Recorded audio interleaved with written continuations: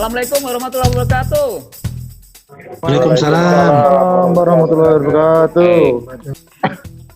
Untuk kali ini kita menghadirkan narasumber yang juga merupakan salah satu Dewan Penasehat dari APKPI, Asosiasi Profesi Keselamatan Pertambangan Indonesia, Bapak Al-Wahono.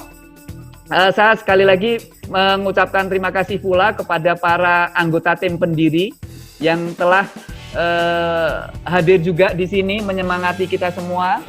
Di antaranya yang bisa kami sebutkan adalah Pak Eko Gunarto, kemudian Bapak Dwi Pujiarso, Bapak Sapari, Bapak Ade Kurdiman, dan yang mungkin sudah bergabung namun belum kami lihat di layar ini ya Pak ya. Kami mengucapkan banyak terima kasih. Hari ini mudah-mudahan hari yang baik buat kita semua untuk mendengarkan satu sesi yang sangat menarik tentunya, yang saat ini menjadi salah satu bagian yang wajib diterapkan di semua perusahaan tambang, yaitu behavior based safety. Dalam sesi kali ini yang akan disampaikan oleh Pak Al-Wahono adalah akan dilakukan dalam dua sesi. Sesi pertama selama kurang lebih 30 menit akan ada tanya jawab. Kami menerima tanya jawab dari bapak-bapak yang dituliskan di kolom chat. Ataupun nanti kalau seandainya ada waktu, kami juga menerima tanya jawab secara langsung. Kita lihat nanti kira-kira waktu 15 menit tersebut masih cukup enggak untuk dilakukan sesi tanya jawab secara langsung. Kemudian akan dilanjutkan sesi presentasi lagi selama 30 menit. Oke, makasih Pak Rahmat. Selamat pagi teman-teman semua. Semoga semua dalam keadaan sehat, selamat, sukses selalu ya.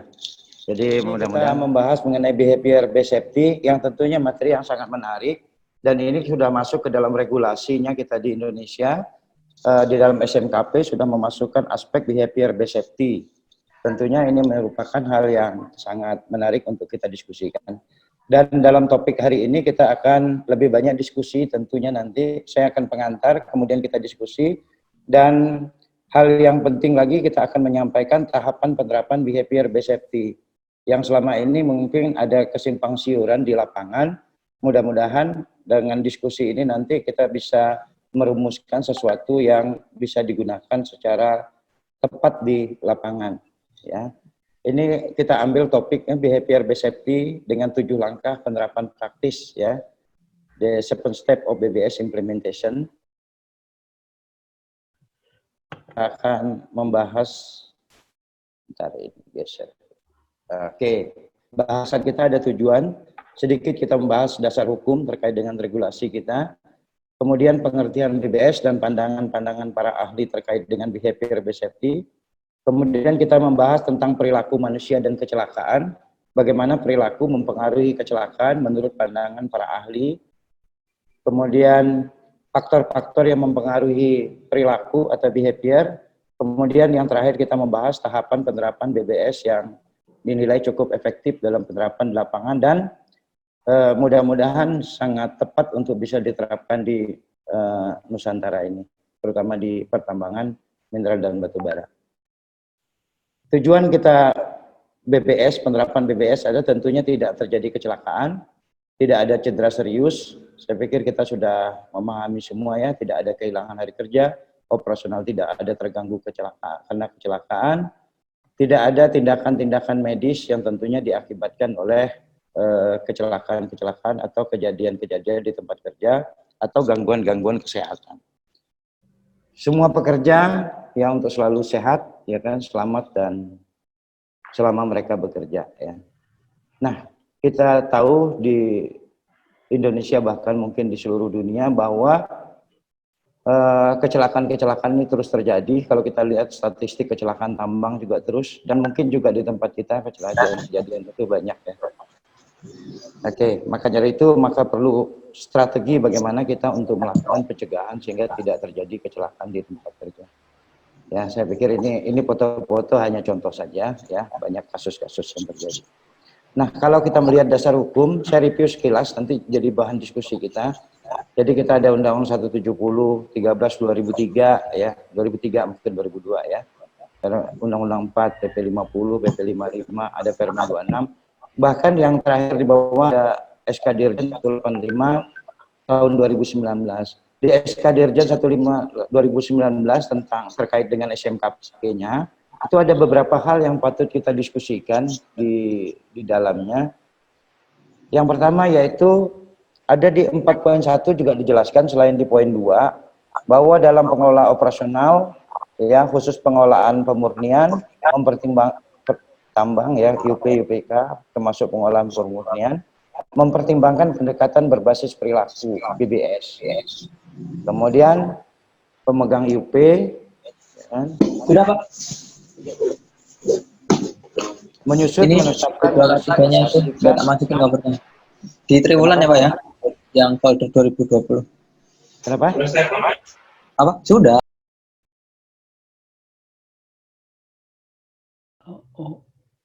Awalnya kok di mute. Enggak, saya enggak di mute Pak. Oke lanjut Pak. Oke, ya prosedur operasi kerja. Jadi kalau kita punya SOP operasi, JSA dan lain-lain, juga harus mempertimbangkan pemetaan behavior based safety. Ya, kemudian termasuk mengevaluasi kerja khusus. Jadi kalau punya prosedur, ya kerja khusus, work permit dan lain-lain harus berdasarkan pemetaan behavior based safety. Tentunya ini menjadi pertanyaan kita, bagaimana cara mengimplementasikan di lapangan, karena dari poin auditnya dijelaskan bahwa jika tidak berdasarkan tidak dilakukan pemetaan behavior based safety, kalau ada prosedur operasi, GSA, atau termasuk prosedur kerja khusus tidak melakukan berdasarkan pemetaan behavior based safety, maka hasil auditnya nol.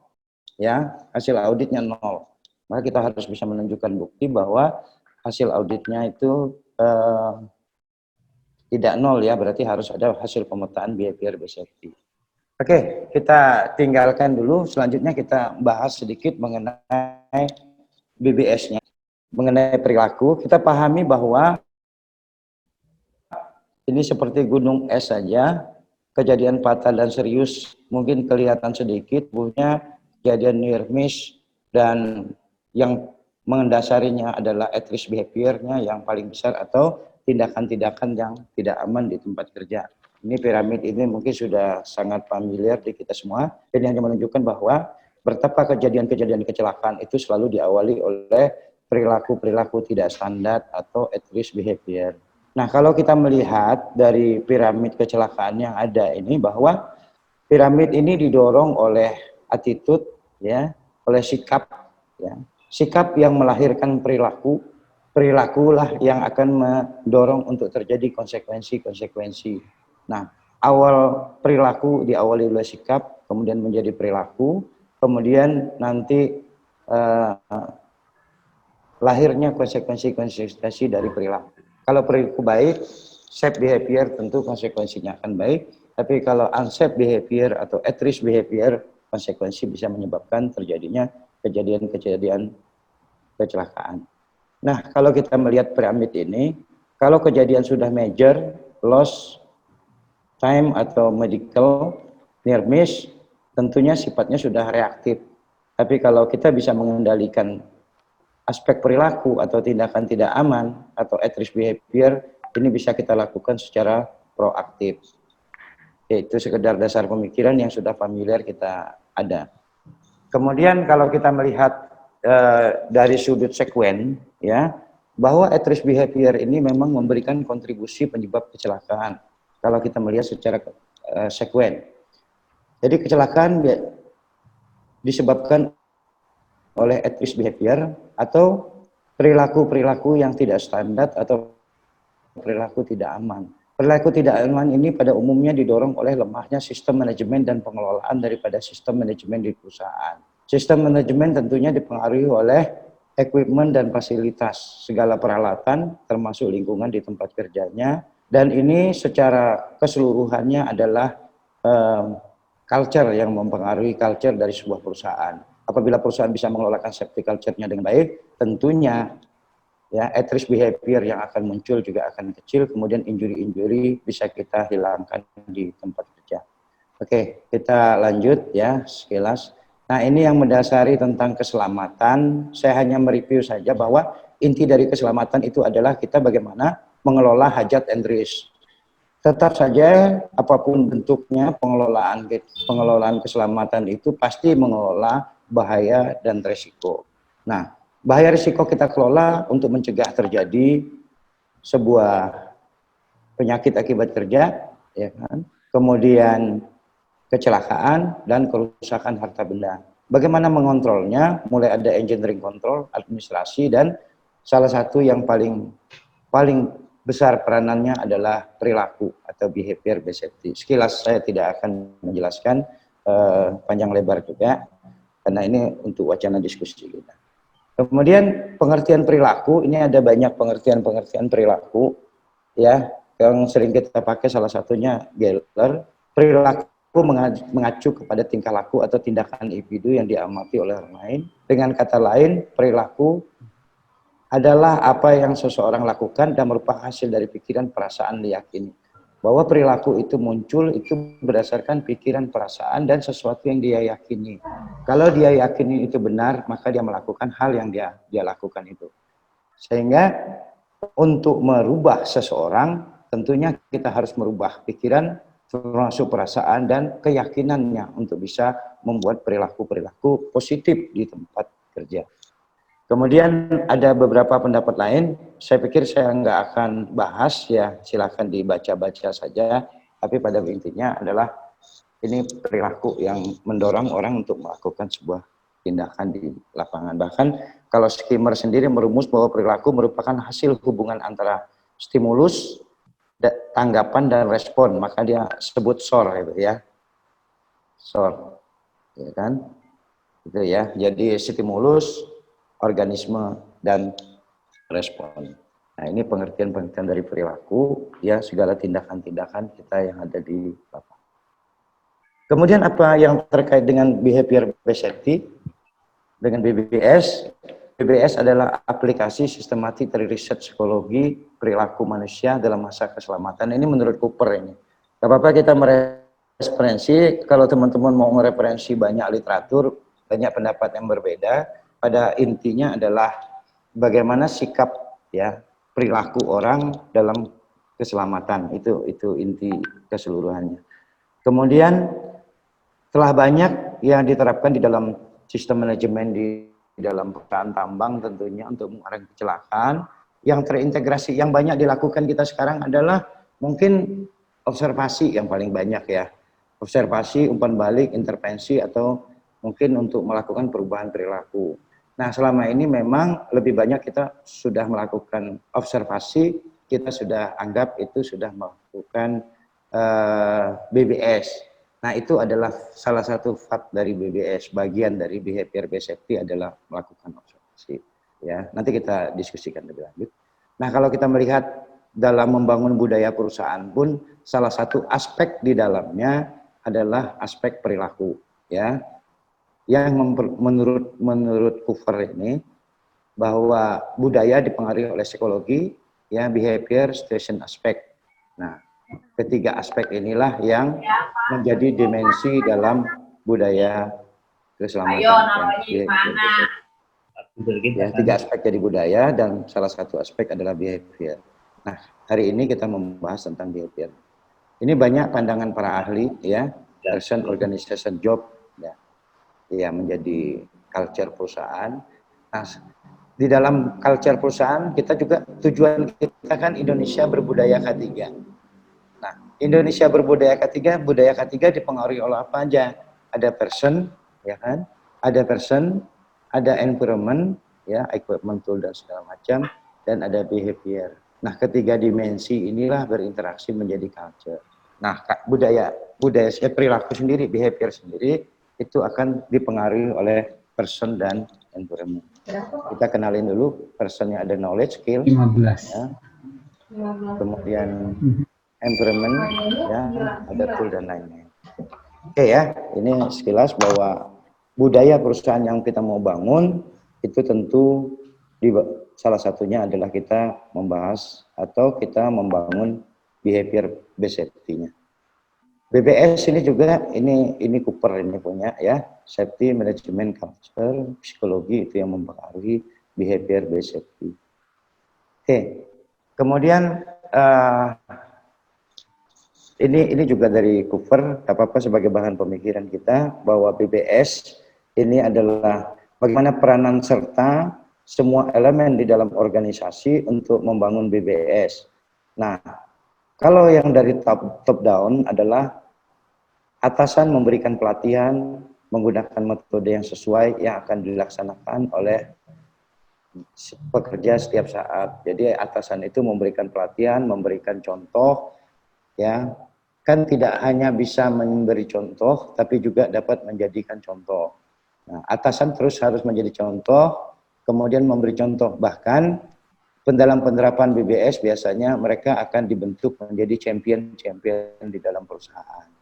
Kemudian dari bawahannya apa? Dari bottom up, semua karyawan harus memberi masukan kepada manajemen untuk menyiapkan sumber, ya, untuk menyiapkan sumber daya yang digunakan dalam organisasi sehingga tercipta budaya perusahaan yang diawali oleh perilaku-perilaku yang standar. Kemudian dari segi kultural, kerjasama, tentu harus ada kerjasama antara safety, manajemen, dan karyawan. Jadi sebenarnya seluruh elemen di dalam sebuah organisasi atau perusahaan dalam menerapkan budaya keselamatan ini harus dilakukan dengan kerjasama. Tidak bisa hanya pimpinan, tidak bisa hanya bawahan, tidak bisa hanya orang safety, tetapi harus seluruh elemen di dalam perusahaan ini bekerja sama untuk membangun budaya di dalam perusahaan. BBS bisa terbentuk karena semua elemen dapat bekerja sama dengan baik. Kemudian bagaimana dari masing-masing individu karyawan, dari masing-masing individu karyawan atau pekerja, mereka harus melakukan pengamatan perilaku secara mandiri.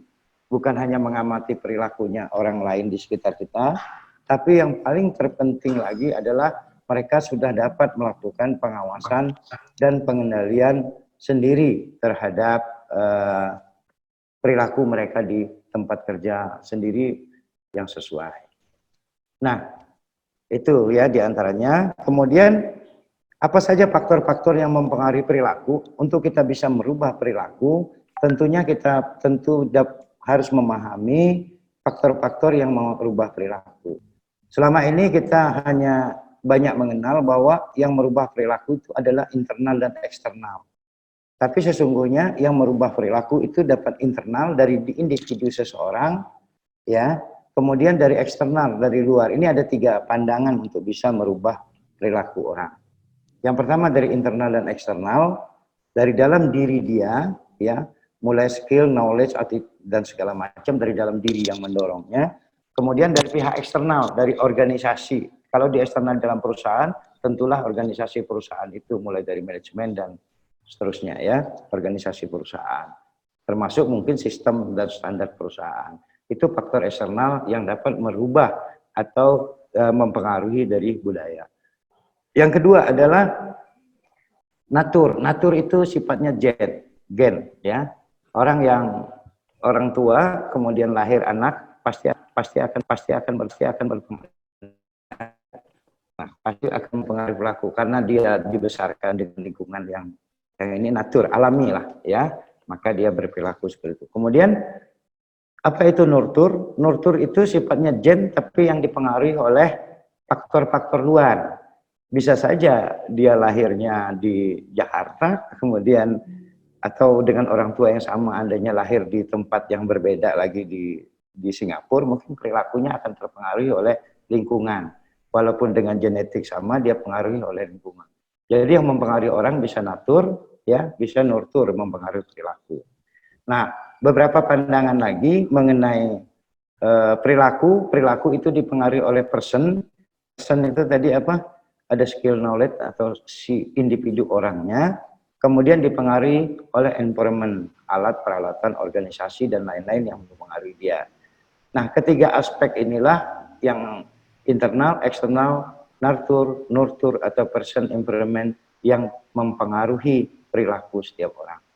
Jadi memang kalau kita berbicara tentang perilaku ini, kita harus paham bahwa apa yang mempengaruhi perilaku. Karena perilaku ini lahirnya pasti dari tadi apa?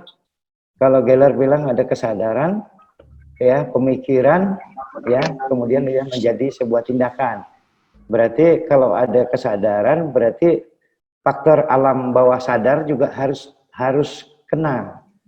Kalau tidak terpengaruh alam bawah sadar, tentunya untuk merubah perilaku bukan hal yang sederhana. Oke, terima kasih masukannya. Kemudian mempengaruhi perilaku ada eksternal, natur dan nurture, kemudian person improvement. Dalam pelajaran-pelajaran di behavior biasanya kita lebih banyak mengamati ada person dan environment yang mempengaruhi. Oke, lanjut ya. Nah, bagaimana cara mempengaruhi perilaku? Ya, cara membangun perilaku. Cara membangun perilaku bisa dengan cara unlearn, dengan cara nggak belajar pun perilaku orang bisa berubah. Bisa dengan belajar. Bisa juga dengan, ya kan? Dengan insting. Ya, dengan pikiran-pikiran bawah sadarnya. Ya, belajar dalam pikiran bawah sadarnya. Nah, ini juga dapat digunakan bagaimana untuk membangun perilaku. Bisa dengan unlearn, learn, insting learn. Kemudian yang berikutnya adalah bagaimana cara belajar. Cara belajar orang adalah dengan cara salah satunya adalah stimulus. Nah, bagaimana cara merubah perilaku di lapangan ya, para pekerja tentunya, para karyawan di lapangan, kita dapat lakukan dengan cara memberi stimulus atau memberikan dorongan-dorongan. Yang kedua, kita dapat cara belajarnya dengan cara melihat konsekuensi. Maka kalau kita di tambang itu selalu ada safety alert ya. Ada berita-berita tentang terkait kecelakaan, ada statistik kecelakaan dan lain-lain. Kadang-kadang termasuk gambar-gambar dan segala macam untuk memberikan contoh-contoh ya agar tidak mengulangi kejadian sama. Ini kita belajar dari konsekuensi. Bahkan sebagian kadang-kadang orang belajar apabila dia sudah mengalami sendiri, dia baru berubah. Ya. Kemudian yang ketiga adalah kita dapat lakukan dengan sistem modeling, bentukin pemodelan. Pemodelan maksudnya kita membuat bisa saja dengan membuat pelatihan-pelatihan, dengan membuat sistem dan segala macam ya. Dengan sesuatu yang kita desain untuk merubah perilaku seseorang di tempat kerja. Sistem standar kita bangun, orangnya kita edukasi, kemudian kita monitoring, kita evaluasi sehingga sampai perilakunya merubah. Nah, modeling ini juga sangat efektif digunakan, terutama kita dalam membangun sistem manajemen. Makanya kita nanti perlu membangun behavior modeling di dalam perusahaan kita masing-masing. Kemudian bisa dengan melakukan social learning, ya, di mana lingkungan yang berubah, perilaku semua orang berubah, dia juga akan belajar juga, ya. Kemudian dapat juga orang belajar dari mana? Dari trial and error.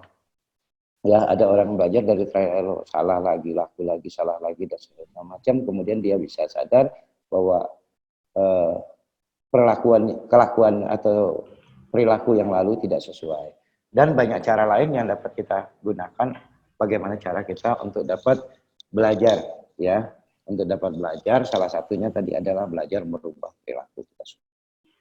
Ini belajar. Kemudian, nah ini ada pandangan beberapa bahwa untuk mencegah insiden, ya ini saya pikir saya nggak akan bahas terlalu panjang lebar. Ada control measurement, job production behavior sampai kepada intinya sampai ke manajemen. Ini switches yang dimodifikasi oleh Cooper. Ya. Kemudian ini juga performance-nya mulai bagaimana masa depan dari behavior based safety ke depannya. Mulai dari start ya, dari permulaan, beginning, kemudian development, ya, perform, high performance, excellent. Kemudian di SMKP juga kita level-levelnya. Oke, Pak Rahmat, waktu berapa menit lagi Pak Rahmat? Oke, saya rasa ini waktu 2 menit lagi Pak, untuk sesi pertama. Ya, udah selesai? Oke. Belum. Kalau 2 menit masih lagi ya? selesai. Saya ngatur pembicaraan aja. Oke. Itu tadi kita bahas tentang perilaku, merubah perilaku, hal-hal yang mempengaruhi perilaku orang, sehingga cara belajar kita untuk bisa merubah perilaku. Bagaimana hubungan perilaku dengan kecelakaan? Ini menurut para ahli yang harus kita diskusikan. Jadi ini banyak pandangan para ahli, ya. Kalau kita menyimak dari teori-teori yang ada atau model-model yang ada, teman-teman pasti sudah familiar. Saya ambil tentunya yang sudah familiar, yang memang selalu kita bahas. Yang pertama adalah kecelakaan terjadi, ini menurut Hendrik ini. Kecelakaan terjadi karena tindakan tidak selamat, tetap dari tahun 2009, Hendrik itu merumus tahun 2009, kemudian dipublish tahun 31, ya, 1931, ya udah berapa tahun itu, udah hampir 100 tahun lalu, kurang sedikit ya. Kurang 11 tahun. Itu sudah bilang bahwa penyebab kecelakaan itu disebabkan oleh unsafe act dan unsafe condition. Di mana unsafe act-nya 80% ya, 88%, ya kan? Kemudian sisanya adalah alam dan kondisi tidak aman. Nah, teori Hendrik ini memang tidak dipakai, ya, jarang dipakai oleh orang, karena teori Hendrik ini ada sedikit, nanti mungkin di sesi berikut kita akan bahas, kan ini adalah lebih menyalahkan kepada orang dan ujungnya adalah menyalahkan kepada sosial, ya, di mana dia tempat pengaruh sosial yang mempengaruhi dia itu yang mempengaruhi.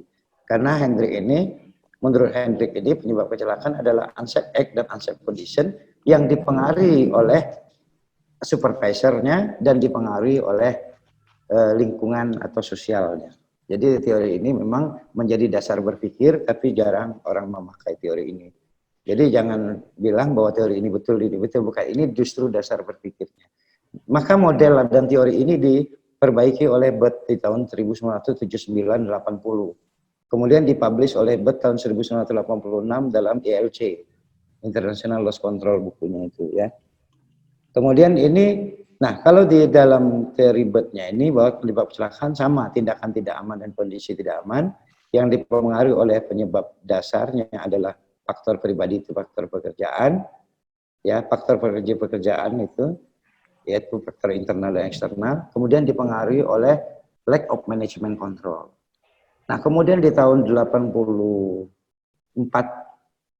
tahun 90-an orang mulai berpikir, ya, Hawking ini 86, ya, orang mulai berpikir bahwa kalau salah mungkin mau tolong dikoreksi saja, ya. Orang mulai berpikir bahwa sebenarnya salah orang apa salah sistem sih, ya. Sebenarnya orang apa sistem sih? Maka mulai munculnya model-model atau teori-teori terkait human error yang salah satunya diawali oleh Hawking, human factor. Bahwa kecelakaan itu bukan karena didorong oleh satu sama lain, tapi kecelakaan itu adalah mismatch. Ya, mismatch antara liveware, hardware, liveware environment, liveware software, dan seterusnya. Nah, ini adalah mulai masuk teori human factor. Kemudian switches, ya, switches tahun 90-an, kecelakaan terjadi adalah karena lemahnya sistem pertahanan. Sistem pertahanannya ada dua, katanya. Sistem pertahanan yang laten adalah organisasi, kemudian sistem pertahanan yang aktif adalah manusia. Nah, kalau kita melihat model ini, maka bermuncullah model-model yang terkait dengan human factor ini.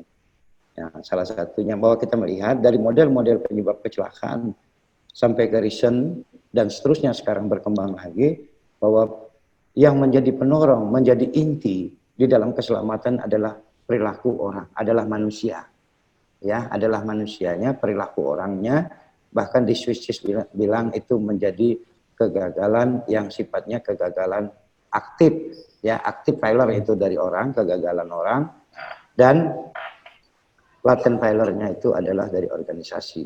Nah, kalau kita melihat ini, saya simpulkan lagi bahwa memang untuk memperbaiki keselamatan, untuk mencegah terjadi kecelakaan, hal yang paling sangat penting adalah satu, manusianya. Oleh karena itu, maka behavior safety adalah salah satu menjadi solusi, ya, yang dapat diintegrasikan dengan sistem manajemen lainnya sehingga mencegah terjadi kecelakaan di tempat kerja. Oke, Pak Rahmat, saya pikir itu dulu ya. Oke, baik kalau gitu akan dijawab terlebih dahulu dua pertanyaan ya Pak Al. Oke, ya, makasih Pak Rahmat. Oke ya, saya Oke. akan sampaikan terlebih dahulu pertanyaannya. Coba di mute dulu Pak Rahmat yang lain. Sudah kami mute semua. Baik, pertanyaan yang pertama dari Pak Yasmu, Pak Al.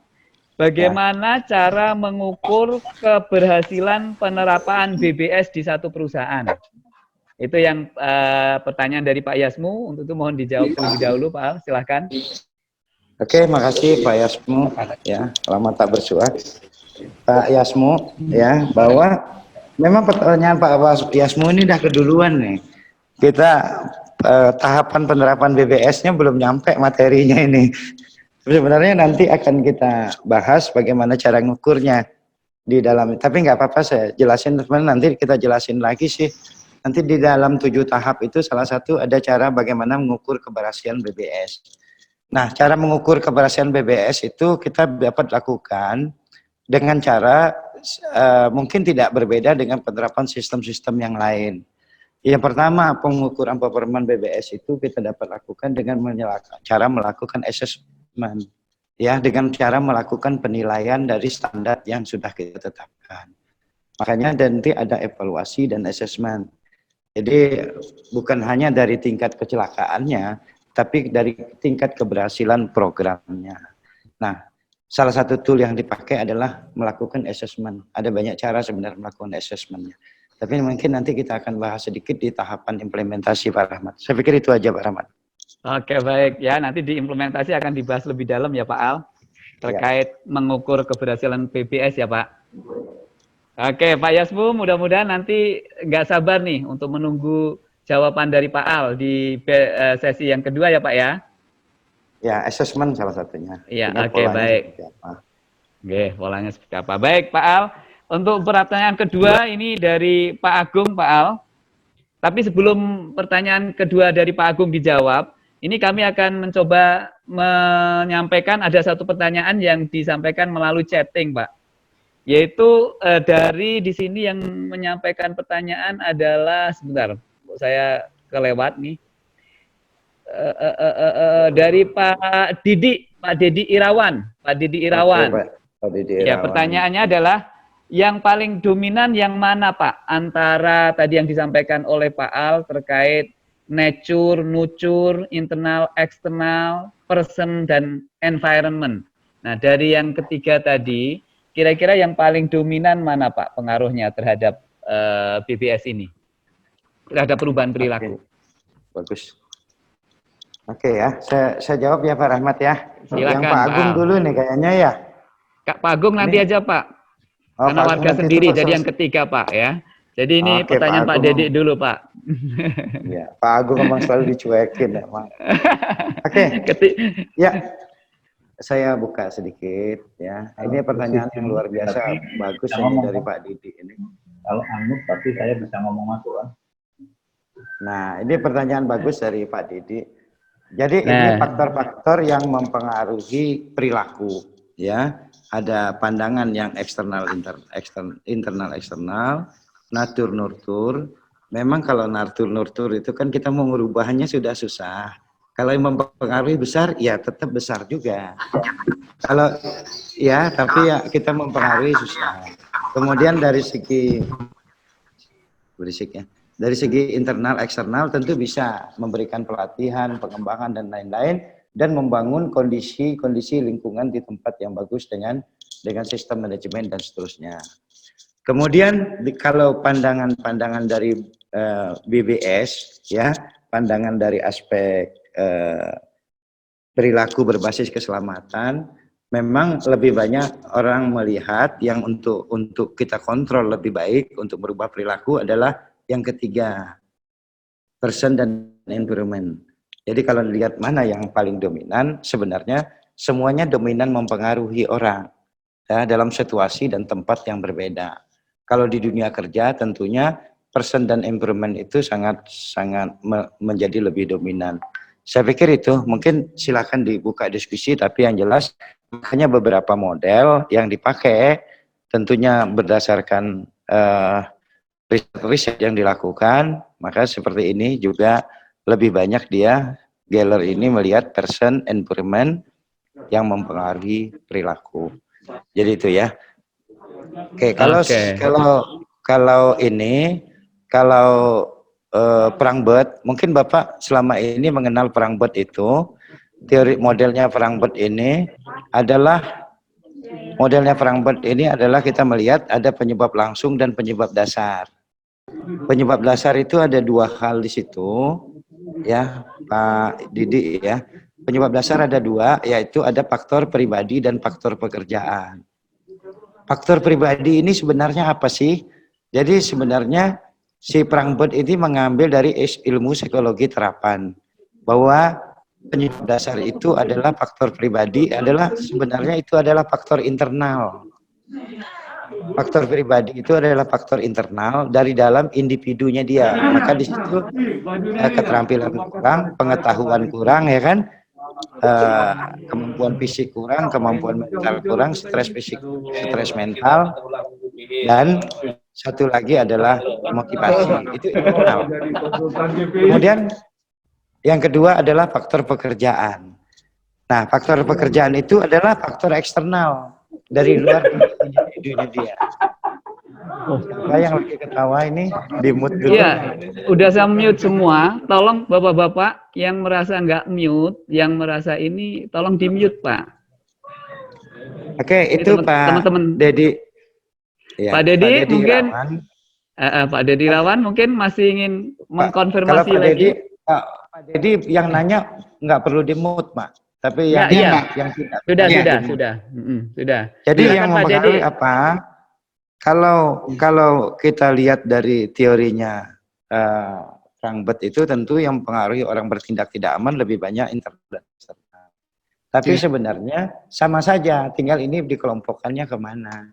Nah, teori-teori culture pada umumnya pasti menyebutnya adalah person itu lebih kepada orangnya, kemudian environment itu adalah kepada eksternalnya gitu loh Pak. Environment itu kan ada alat, ada prosedur, ada sistem, ada standar, itu eksternalnya.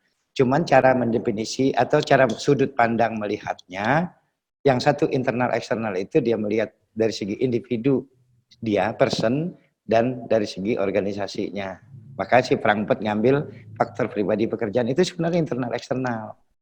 Nah, internal itu juga kalau dilihat dari sisi culture-nya itu sama dengan person-nya. Oke. Kemudian environment itu lebih banyak kepada faktor eksternal yang mempengaruhi si individunya. Itu kira-kira Pak Didi Irawan ya. Mungkin ada. Oke, Pak, terima kasih. Baik, terima kasih. Ya. Pak Rahmat. Ya. Sama-sama Pak Dedi ya, mudah-mudahan cukup jelas. Nanti kalau ini lanjut Japri Pak ke Pak Alnya. Kalau belum puas Pak. Siap. Terima kasih Pak. Pertanyaan yang ketiga dari Pak Agung Pak. Pak Agung menyatakan ya yang ditanyakan adalah korelasi hubungan antara base behavior safety dengan SMKP. Beliau menanyakan adalah sejauh mana kemampuan penerapan dari perusahaan-perusahaan Pak, karena kan perusahaan-perusahaan itu variatif. Ada yang perusahaan mungkin yang sudah skala budayanya tinggi gitu Pak ya. Ada perusahaan yang mungkin skala budayanya masih rendah tingkatnya untuk menyentuh BBS. Sehingga dalam hal ini adalah perusahaan itu bisa menerapkan BBS itu secara baik dan benar gitu. Nah, itu bagaimana Pak kira-kira pandangan Pak Al? Oke, terima kasih. Ini pertanyaan Pak Agung bagus. Dia nggak pernah nanya saya langsung, tumben. Nanya di sini, pertanyaannya bagus. Pak Agung ini. Oke ya. Mudah-mudahan saya ngetes ya. Iya. Oke, silakan. Terima Pak kasih. Agung, saya on. Ini pertanyaan. Ngetes itu Pak Agung. Pertanyaan. Ya memang suka begitu dia. Kalau sama saya mengerjain mulu. Oke kan? Ya teman-teman semua, bahwa ini pertanyaan bagus dan memang ini yang menjadi topik yang perlu dibahas. Karena di dalam SMKP, di elemen 2-nya sudah masuk bahwa ada level budaya yang harus kita capai. Dan di 4.1 SMKP Minerba itu bahkan sangat ekstrim di situ kan. Bahwa semua prosedur operasi ya, prosedur kerja operasi, semua JSA, bayangin saja kalau Bapak Ibu punya 100 atau 1000 JSA di dalam perusahaan-perusahaan owner yang segitu besarnya, bisa 100, bisa 1000, bahkan bisa lebih. Kemudian bisa ada prosedur operasi, ya, cara memperbaiki, misal ganti ban, cara ini, dan seterusnya. Itu mungkin ada beribu-ribu prosedur operasi yang dilakukan di lapangan. Dan diminta semua prosedur operasi, semua prosedur kerja khusus, semua JSA itu harus berdasarkan pemetaan behavior based safety. Tapi mintanya baru pemetaan, ya. Pertanyaannya, bagaimana cara kita melakukan pemetaan behavior based safety? Nah, untuk bisa melakukan pemetaan behavior based safety, tahapan pertama harus dipahamin dulu. Behavior based safety-nya itu apa? Karena selama ini jangan sampai kita hanya berpikir menerapkan buat JSA, melakukan observasi, itu sudah melakukan BBS, sudah berbasis perilaku. Kalau kita balik, oh kan sudah ada observasi, kemudian baru ada prosedur operasi, berarti sudah BBS dong, ya kan? Sudah buat pemetaan BBS. Justru terbalik. Waktu kita mau nyusun JSA-nya itu justru yang jadi pertanyaan. Karena observasi itu kan setelah JSA. Setelah orang prosedur kerjanya benar, baru orang dapat mengobservasi sesuai dengan standar yang sudah ditetapkan. Nah, justru di 4.1 itu waktu mulai membuat, menetapkan, harus mempertimbangkan hasil pemetaan behavior based safety. Nah, kira-kira gitu ya. Jadi kalau Bapak dan Ibu di dalam perusahaan punya 100 JSA, kalau ada satu saja JSA-nya belum mempertimbangkan BBS, maka kalau berdasarkan SMKP sekarang harusnya nilainya 0. Wah, enak bener yang makan. Harus nilainya 0. Pak Yuni. Ya. Makanya harus berdasarkan pemetaan BBS-nya. Bagaimana cara memetakan BBS-nya? Makan, Pak. Kita lihat setelah materi tahapan bagaimana strategi implementasi. Oke? Jadi mudah-mudahan bisa dipahami kerangka pikirnya ya. Kerangka pikirnya dulu. Jangan sampai terbalik Pak Rahmat, ya, jangan sampai terbalik bahwa sudah ada JSA observasi, sudah BBS, justru waktu kita melihat JSA, melihat prosedur operasi dan lain, itu harus based on pemetaan behavior based safety-nya. Metanya di mana, gitu kan? Tentu metanya adalah di saat kita melakukan critical risk behavior. Oke, itu nanti tentunya korelasinya dengan di sesi yang kedua terkait implementasi itu ya Pak ya, tahapan-tahapan implementasi itu ya Pak. Tapi pada yang penting sekarang bahwa SMKP Minerba yang ada di SDM, yang ada di pertambangan mineral batu bara kita tercinta ini, itu sudah harus menerapkan behavior based safety yang terintegrasi dengan sistem SMKP yang ada. Ya, makasih. Pak Rahmat? Kok Pak Rahmat Pak. Enggak ada Pak. Oke, ya. Oke, baik. Ya, Pak Agung mungkin ada tanggapan sebelum kita lanjut ke implementasi? Paham dulu Pak Agung, baru. Ya. Karena perusahaan besar, perusahaan kecil sekalipun kita tidak berbicara perusahaan besar dan kecil. Perusahaan besar mungkin dia bagus sistemnya, tapi pemahaman terhadap bagaimana tahapannya, bagaimana memetanya, karena sumber dayanya bagus, tenaganya bagus, orangnya bagus, tapi pola pendekatan tidak tepat kan banyak wasting time yang dilakukan. Jadi tidak bicara besar kecil saja. Jadi semua perusahaan tambang pendekatannya harus holistik dan sama. Oke. Ya, bagus ya. Ya. Jadi ini Pak ya, semua perusahaan insya Allah bisa ya Pak ya dalam hal ini. Kenapa nggak bisa? Beda sumber daya saja kan? Oke. Ya. Baik. Lagi boleh. Waktunya kebetulan sudah habis. Dengan siapa nih Pak? Hendy Pak. Pak Hendy ditahan dulu ya Pak. Kita akan lanjutkan ke sesi kedua. Nanti pertanyaan Bapak silakan tulis di chat Pak. Atau nanti Pak Hendy akan sesi kedua Pak. Sesi kedua. Oke Pak. Jadi nanti Pak Hendy akan saya silakan chat. Terus nanti akan saya sampaikan di sesi yang kedua, Pak. Batch kedua ya, pertanyaannya ya, di keep dulu ya, Pak. Ya. Oke, baik. Kalau memang demikian, Pak Al, kita sudah masuk ke pukul 11. Ini sekarang saya persilahkan Pak Al untuk kembali melanjutkan topik bahasanya. Tentunya ini yang ditunggu-tunggu oleh para peserta nih, Pak. Gimana sih sebenarnya tahapan implementasi itu gimana? Langkah-langkahnya itu gimana? Strategi implementasinya itu bagaimana? Ini mungkin yang sangat penting sekali yang pengen diketahui oleh para peserta di sini, Pak Al. Dan mudah-mudahan Pak Al bisa menyampaikannya dengan agak pelan dikit, Pak. Tadi saya juga agak kekejar-kejar. Waduh, ini belum selesai, ini udah ini gitu. Jadi mudah-mudahan ya walaupun waktunya terbatas ya Pak Al ya. Nanti kalau para peserta pengen dapat training yang full 2 hari, nah bisa mengundang all-sis dan sebagainya. Oke Pak Al, kami persilahkan waktu dan tempatnya Pak. Oke, terima kasih Pak Rahmat dan teman-teman semua. Ya memang tadi kita membahas masih preambelnya, pendahuluannya, bagaimana pentingnya behavior based safety dan pemahaman dasar tentang aspek perilaku. Tentu tidak semua kita bisa bahas secara detail, tapi secara garis besar kita melihat bahwa pengelolaan aspek perilaku bisa mengendalikan kecelakaan, ya, bisa mengendalikan biar tempat kerja kita menjadi lebih baik. Oke, kita masuk ke sesi yang kedua, yaitu bagaimana strategi menerapkan BBS. Ini adalah bahan diskusi yang tentu sangat menarik teman-teman semua. Walaupun kita bahas secara sekilas, nanti mungkin lebih dalam kita bisa diskusi lebih lanjut dan seterusnya. Nah, dalam suatu perusahaan, ya, prinsip menerapkan prinsip perbaikan. Kita tahu bahwa di dalam suatu perusahaan manapun, ya, termasuk perusahaan kita di pertambangan, kita melakukan prinsip penerapan keselamatan itu dengan prinsip continual improvement, ya, tindakan perbaikan yang melakukan terus-menerus dengan membuat dalam satu sistem manajemen yang kita namakan SMK 3. Kalau kita tambang, tentu kita kenal dengan SMKP. Nah, BBS sendiri adalah merupakan suatu metode pendekatan mengurangi kecelakaan yang tentunya dalam penerapannya harus dapat terintegrasi dengan sistem yang ada.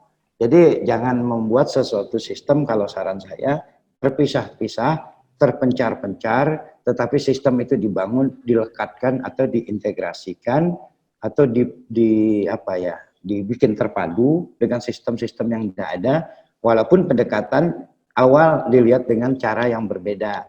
Yang di sini BBS, lihat analisa sistemnya sudah terintegrasi belum. Ya, oke. Oleh karena itu dalam penerapan BBS ini kita akan menyusun, ya, ada metode BBS melalui prinsip 7 langkah penyusunan BBS yang kita istilahkan dengan the 7 step of BBS system implementasi. Jadi untuk mengimplementasikan BBS itu ada 7 langkah, ya, yang kita nilai cukup efektif dan dalam penerapan dapat diintegrasikan dengan sistem-sistem terutama yang ada, ya, termasuk SMKP atau sistem manajemen lainnya secara terintegrasi di dalam perusahaan. Nah, ke-7 langkah ini pertama adalah mengidentifikasi perilaku kritis atau critical risk behavior. Jadi kita pertama adalah melakukan identifikasi. Nah, ini prinsipnya seperti kita melakukan manajemen risiko.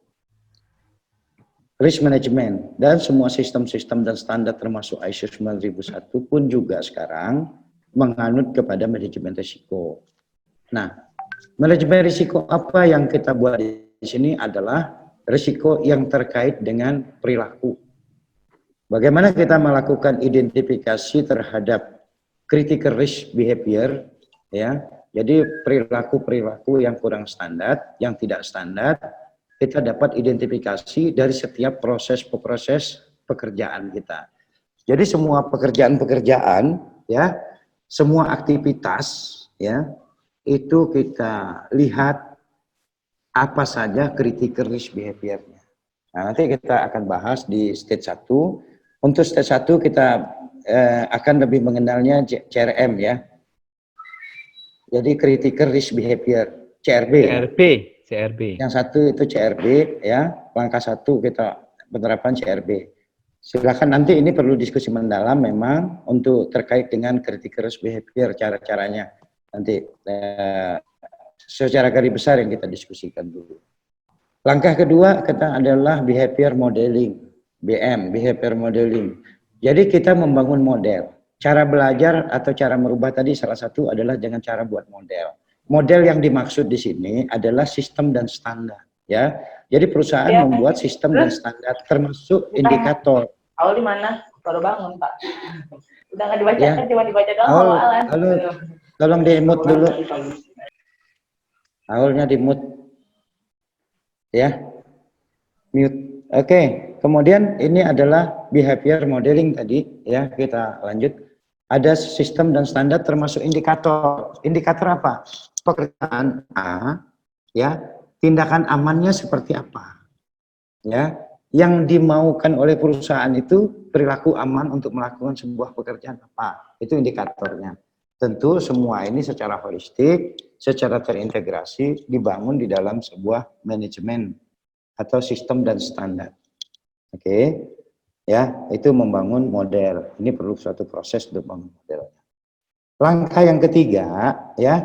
Langkah yang ketiga adalah setelah model sudah dibuat, maka perusahaan sudah harus melakukan penerapan terhadap BBS atau BBS implementasi yang kita sebut dengan istilah BI, ya, Behavior Implementation. Jadi kita sudah membuat standar, selanjutnya kita akan mengimplementasikan daripada standar-standar atau behavior modeling istilahnya untuk kita terapkan. Langkah keempat adalah mulai melakukan intervensi. Setelah kita lakukan penerapannya, maka kita lakukan langkahnya adalah melakukan behavior intervention observasi. Kita melakukan observasi terhadap standar yang kita buat, terhadap critical risk yang ada tadi di lapangan, yang ditetapkan pengendalian, apakah pengendalian itu sudah dilakukan sesuai atau belum. Untuk melihat pengendalian dilakukan sesuai dengan dan belum, maka dilakukan ya, behavior intervensi observasi, hanya untuk memastikan bahwa semua critical risk yang sudah ditetapkan pengendalian di dalam behavior modeling, kemudian sudah kita terapkan, kemudian kita lakukan langkah observasi untuk memastikan bahwa pengendalian terhadap critical risk behavior sudah dilakukan dengan sesuai. Itu langkah yang keempat. Langkah yang kelima adalah behavior modeling, behavior intervensi, audit dan assessment. Ini lebih kepada audit dan assessment. Kalau observasi itu adalah kita melihat kepada objek-objek yang diobservasi dan dilakukan bisa setiap saat dan bisa terencana, tidak terencana dan setiap saat. Tapi kalau behavior intervensi audit dan assessment itu kita melakukan assessment, melihat, tadi Pak Yasmo bertanya bagaimana cara melihat keberhasilan penerapan BBS-nya. Cara melihat keberhasilan BBS, maka kita akan lakukan di langkah yang kelima. Oke, di langkah yang kelima kita melakukan assessment atau melakukan audit. Nah, kalau audit ini tentu kita lakukan secara periodik. Oke, secara periodik, 6 bulan sekali atau setahun sekali. Secara komprehensif dan menyeluruh, kita lihat keberhasilan dari penerapan BBS di dalam sebuah perusahaan. Langkah yang keenam tentunya, samakah orang yang menerapkan perilaku yang sesuai atau tidak menerapkan perilaku yang sesuai? Tentunya tidak sama. Tetap kita memerlukan adanya reward dan tetap kita harus melakukan punishment terhadap orang yang tidak melakukan sesuai dengan standar yang kita sudah buat. Kita sekarang juga susah kan, seperti COVID-19 misalnya tidak boleh keluar rumah, harus pakai masker dan lain-lain. Kalau tanpa ada punishment, tanpa ada teguran dan sanksi, rasanya juga sulit. Ya, rasa sulit memang perlu di dalam suatu perusahaan untuk tetap memberikan reward dan punishment, karena tidak sama orang yang melakukan tindakan yang sesuai, perilaku yang standar dengan yang tidak. Kemudian langkah yang ketujuh, yang terakhir adalah kita melakukan review dan peningkatan berkelanjutan atau continual improvement. Istilah kita lebih kepada continual improvement, bukan continuous improvement. Teman-teman juga sudah paham semua biasa di sistem.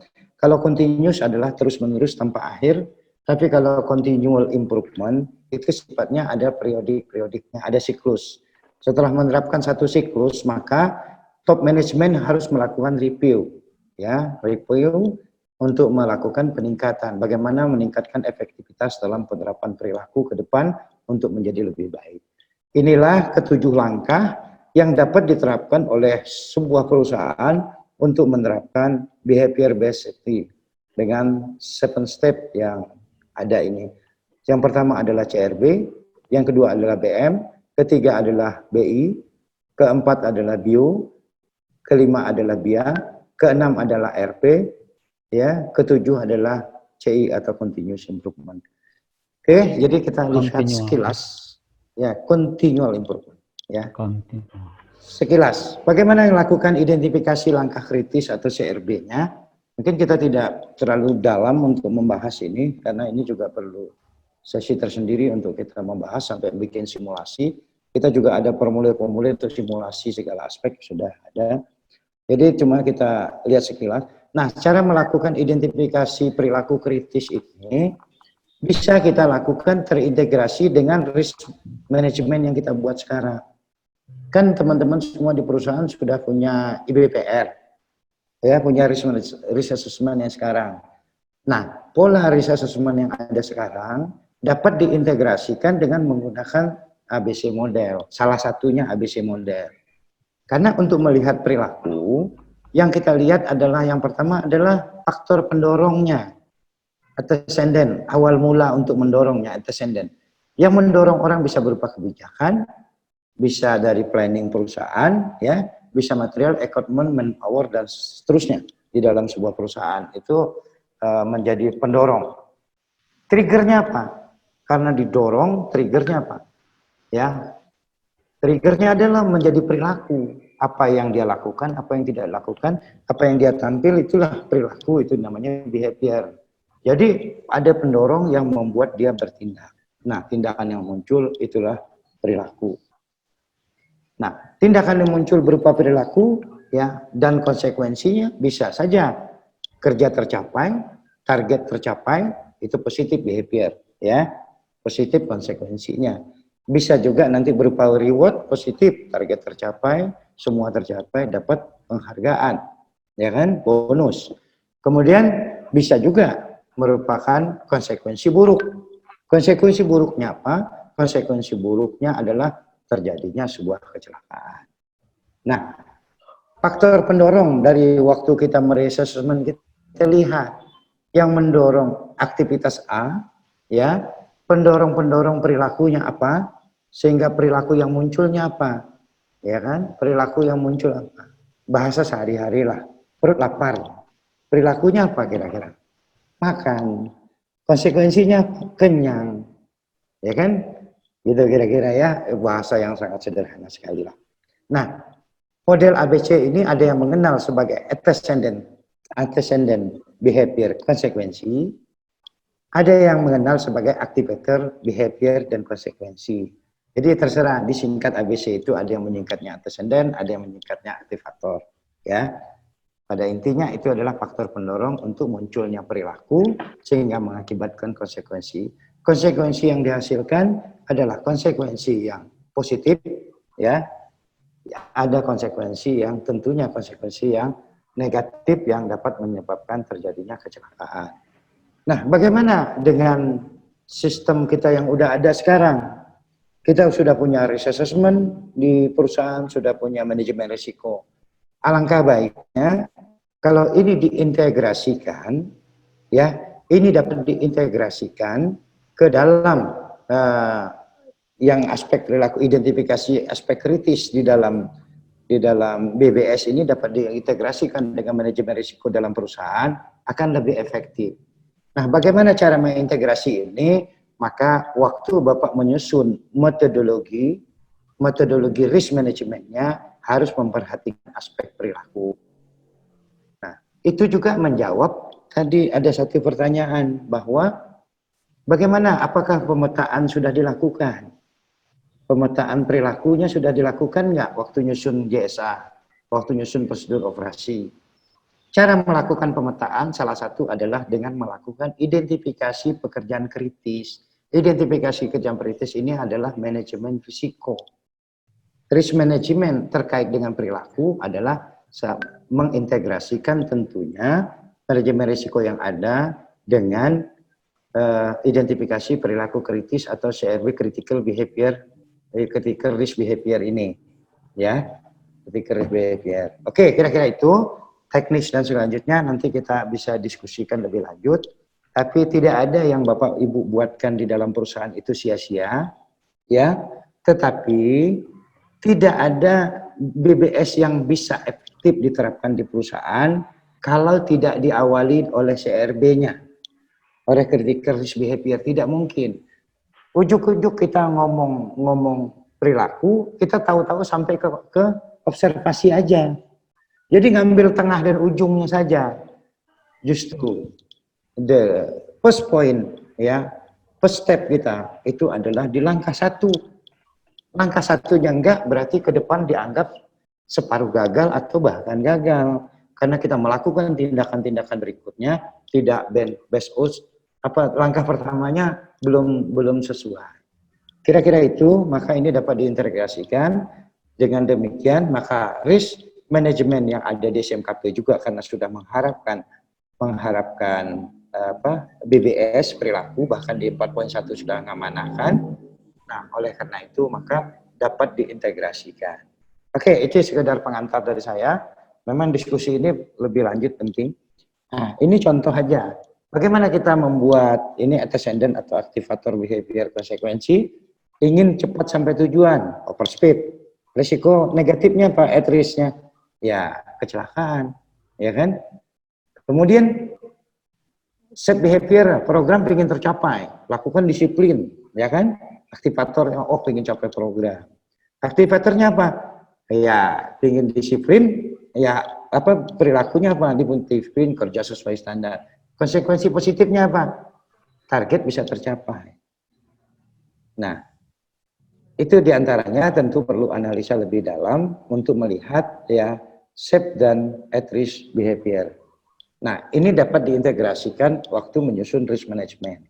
Ya, kalau amanahnya seperti ini, maka tinggal bagaimana menyusun metodologi risk managementnya. Oke, ya. Saya pikir orang-orang sistem melihatnya tidak sulit. Tapi selama ini kita berpikir implementasi langsung di ujung. Tapi lakukanlah dari langkah CRB duluan. Langkah 1. Oke, langkah 2 tadi saya sudah jelaskan sekilas, yaitu waktu masih berapa banyak, Pak? Masih ada sekitar 15 menit, Pak. Aman tentram bersahaja berarti ya. Ya. Oke, langkah-langkah tadi saya udah, langkah pertama tadi CRB bisa diintegrasikan ya. Langkah kedua adalah menyusun model behavior atau behavior modeling. Nah, untuk menyusun behavior modeling, kalau teman-teman lihat berbagai literatur, banyaklah mulai komitmen kebijakan bla bla bla bla sampai ada yang 10 tahap, 20 tahap dan segala macam. Silahkan saja, tapi pada intinya membangun behavior modeling ini adalah membangun sebuah kebijakan, membangun sebuah komitmen, ya perusahaan harus komit.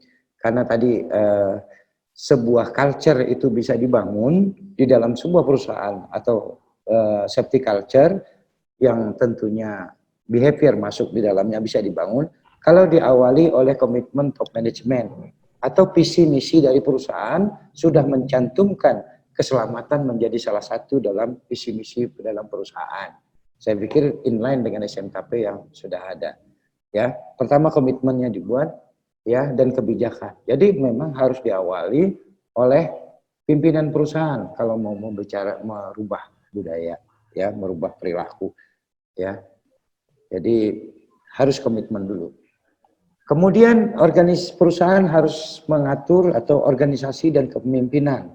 Karena gini, di dalam membangun behavior based safety ini harus ditata organisasinya harus sesuai. Ada penanggung jawab setiap area. Kalau kayak gini kan, oh ya. Lanjut, Pak Al. Lanjut. Ada penanggung jawab dari setiap bagian-bagian, setiap bidang-bidang, dan kita harus menjadikan pemimpin itu sebagai contoh dan pemimpin memberi contoh. Karena tadi pemimpin harus selalu memberikan edukasi, pelatihan. Jadi memberi contoh dan menjadi contoh untuk bawahannya. Dan sebaiknya pemimpin itu harus menjadi champion-champion ya di dalam sebuah perusahaan dalam menerapkan behavior ya. Makanya mulai dari top management ke middle sampai ke lower management sampai para supervisor, dan tentunya kalau kita di tambang sampai ke pengawas-pengawas operasional di tambang, mereka masuk ke dalam pemimpin, maka mereka juga harus dibentuk juga budaya sesuai dengan tingkatan dan fungsinya. Terus apa lagi? Tentunya kita harus membangun sistemnya, ya. Ada manual, ada prosedur, ada standar, ya, termasuk formulir-formulir yang akan digunakan untuk melakukan penerapannya. Nah, kalau di dalam perusahaan sudah mempunyai sistem yang komplit, tentunya tinggal diintegrasikan. Ya, contoh kita buat risk management dalam perusahaan ada, bagaimana risk management di dalam perusahaan itu digabungkan atau dinilai berdasarkan juga kepada CRB-nya tadi. Jadi tidak berarti merubah semua yang ada di perusahaan, tetapi justru mengevaluasi sistem dan standar perusahaan untuk memasuk aspek budaya di dalam, termasuk di dalam langkah kedua itu menetapkan indikator dari setiap pekerjaan. Pertama, pertanyaan saya bahwa apakah di dalam perusahaan sudah menetapkan indikator belum? Dari setiap pekerjaan yang namanya safe yang mana? Yang unsafe-nya yang mana dari setiap pekerjaan? Sudah mengidentifikasi itu belum? Kalau orang perusahaan melihat, oh itu banyak sekali saya harus kerjakan, tidak mungkin kita kerjakan. Saya pikir tidak ada yang besar dalam sebuah perusahaan. Kalau mulai dari level pengawas atau supervisornya yang mengerjakan. Karena skup mereka adalah sesuai dengan skup bidangnya, tidak akan terlalu banyak. Mana yang aman, mana tidak aman. Masuk. Akan menjadi indikator. Oke. Itu menyusun. Seperti menyusun sistem-sistem standar lain, pendekatannya adalah behavior. Oke. Selanjutnya yang udah cukup pelannya kan Pak Rahmat? Jangan pelan-pelan lagi kan? Ya, cukup. Jangan terlalu pelan juga. Lanjut. Oke, langkah ketiga adalah melakukan implementasi. Ini sosialisasi. Oh, salah tulis ya. Ya, oke, nanti diperbaiki. Langkah ketiga tentu implementasi sistem dan standar yang kita sudah buat, ya kan? Agar bisa dijalankan dengan baik, gimana? Harus kita lakukan sosialisasi termasuk pelatihan-pelatihan. Bagaimana bentuk sosialisasi? Banyak, bisa dengan visual, bisa dengan brosur, bisa dengan meeting, dan seterusnya. Nah, visual-visual, video-video, gambar, dan lain-lain menjadi sangat efektif dibuat untuk di masing-masing pekerjaan, saya pikir. Kalau bawa doser, bikinlah visualnya doser atau bahaya atau perilaku yang tidak standarnya apa, yang standar apa, yang tidak standar apa, yang standar apa. Sebenarnya itu. Kalau dia bawa LP, buatlah perilaku standarnya apa, tidak standarnya apa, tidak standarnya apa. Ini adalah bentuk-bentuk sosialisasi yang dinilai cukup efektif. Saya pikir sudah banyak di dalam perusahaan itu. Misalnya pekerja ketinggian sekarang banyak tuh. Yang ini coret, yang ini masuk ke WC lah. Yang ini coret, yang ini boleh, yang ini coret, yang boleh. Nah, ini sebenarnya akan menjelaskan at-risk-nya mana, set-nya gimana. Nah, tentunya kalau itu dikembangkan atau dibangun dari setiap aktivitas di dalam sebuah bagian-bagian kecil di dalam organisasi, ini menjadi sangat efektif untuk melakukan sosialisasi dan tentunya berdasarkan modeling yang kita ada susun. Tidak hanya terhadap aktivitinya, terhadap risk behavior-nya, tetapi terhadap bagaimana cara mengelola risiko-risiko perilaku tadi. Yang kedua adalah dengan cara mengimplementasi, ya. Yang berikutnya adalah tentu hasil implementasi kita uji sesuai supervisor atasannya memastikan atau dapat melakukan cross department untuk memastikan bahwa uji penerapan behavior based safety ini dijalankan dengan sesuai atau belum sesuai. Ini langkah ketiganya, ya. Langkah keempat tentunya setelah diterapkan observasi, ya, behavior observation intervensi observation ini kita lakukan untuk memastikan bahwa sistem dan standar yang kita buat, perilaku aman dan perilaku yang at risk behavior itu sudah sesuai di lapangan, sudah dilakukan, dengan yang at risk sudah tidak muncul, ya, kemudian yang safe behavior yang selalu ada di tempat kerja. Nah, maka untuk memastikan berjalan terus-menerus, maka kita harus lakukan observation behavior based safety. Ya, ini kita sudah familiar sekali di perusahaan-perusahaan kita tentunya dengan adanya observasi. Tapi yang tadi kelemahan terbesar kita yang masih ini mungkin ada di risk manajemennya, itu yang patut didasari, dipahami.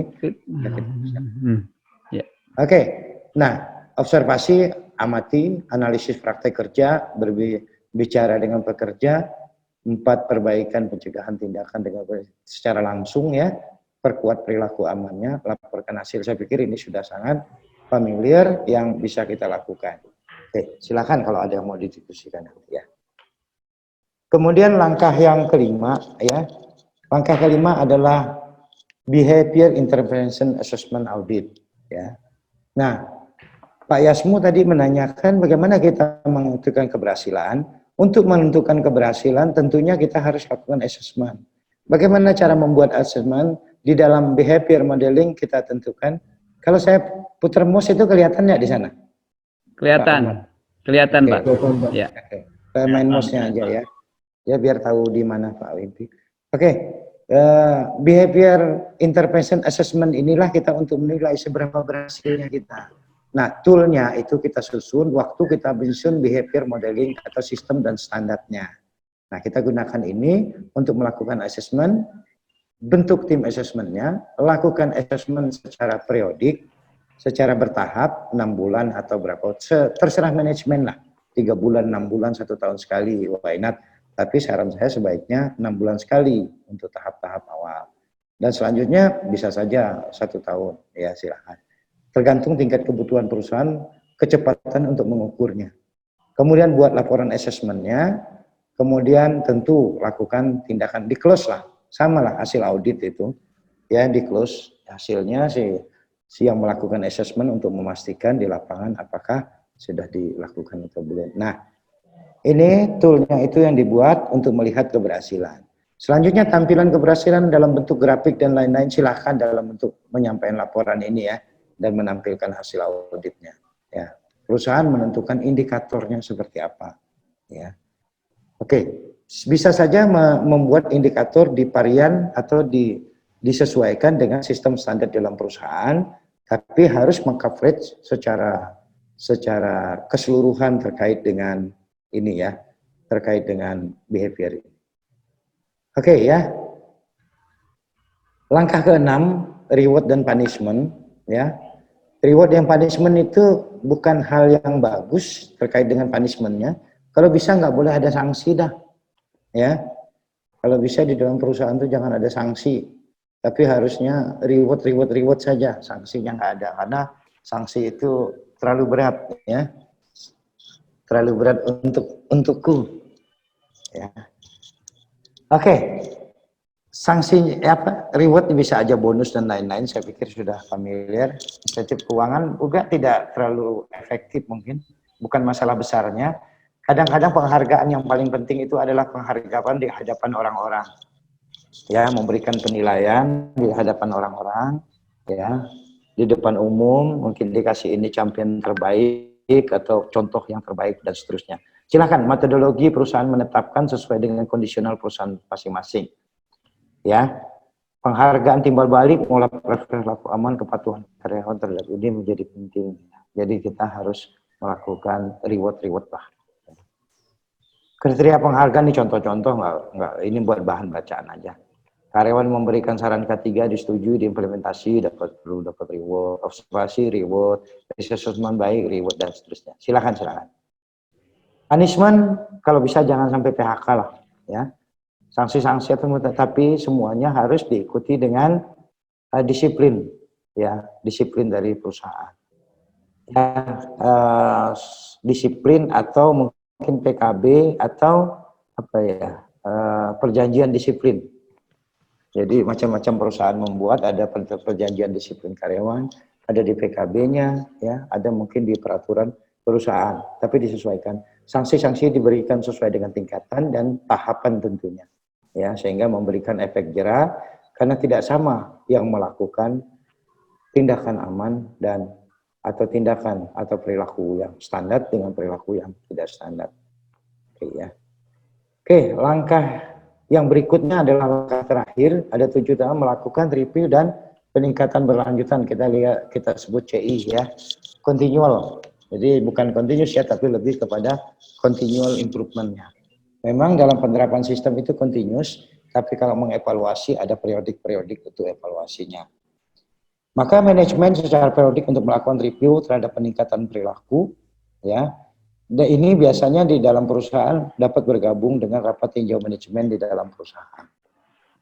Kemudian yang kedua adalah manajemen secara bersama-sama melakukan meeting manajemen tentunya untuk merumuskan agar, ya, merumuskan cara-cara, ya, yang efektif agar perilaku yang diterapkan di dalam perusahaan dapat menjadi budaya perusahaan.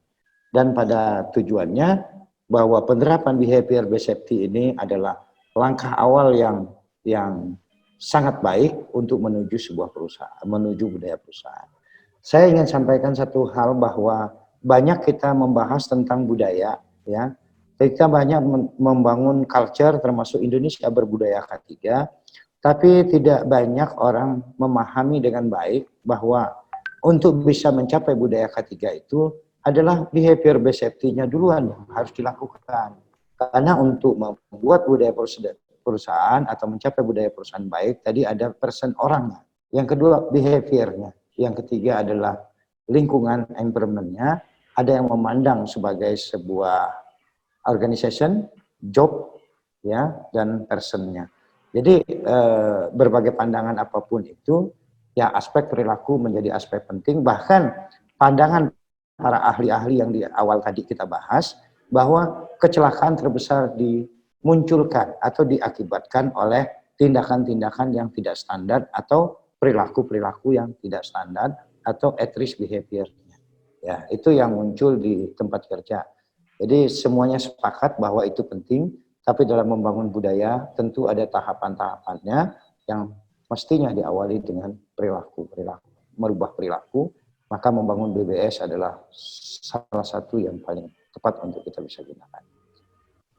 Oke, teman-teman semuanya, ini ada korelasi, sedikit lagi Pak Rahmat. Sedikit lagi ya, oke, waktunya ya, sudah. Sebentar ya Pak.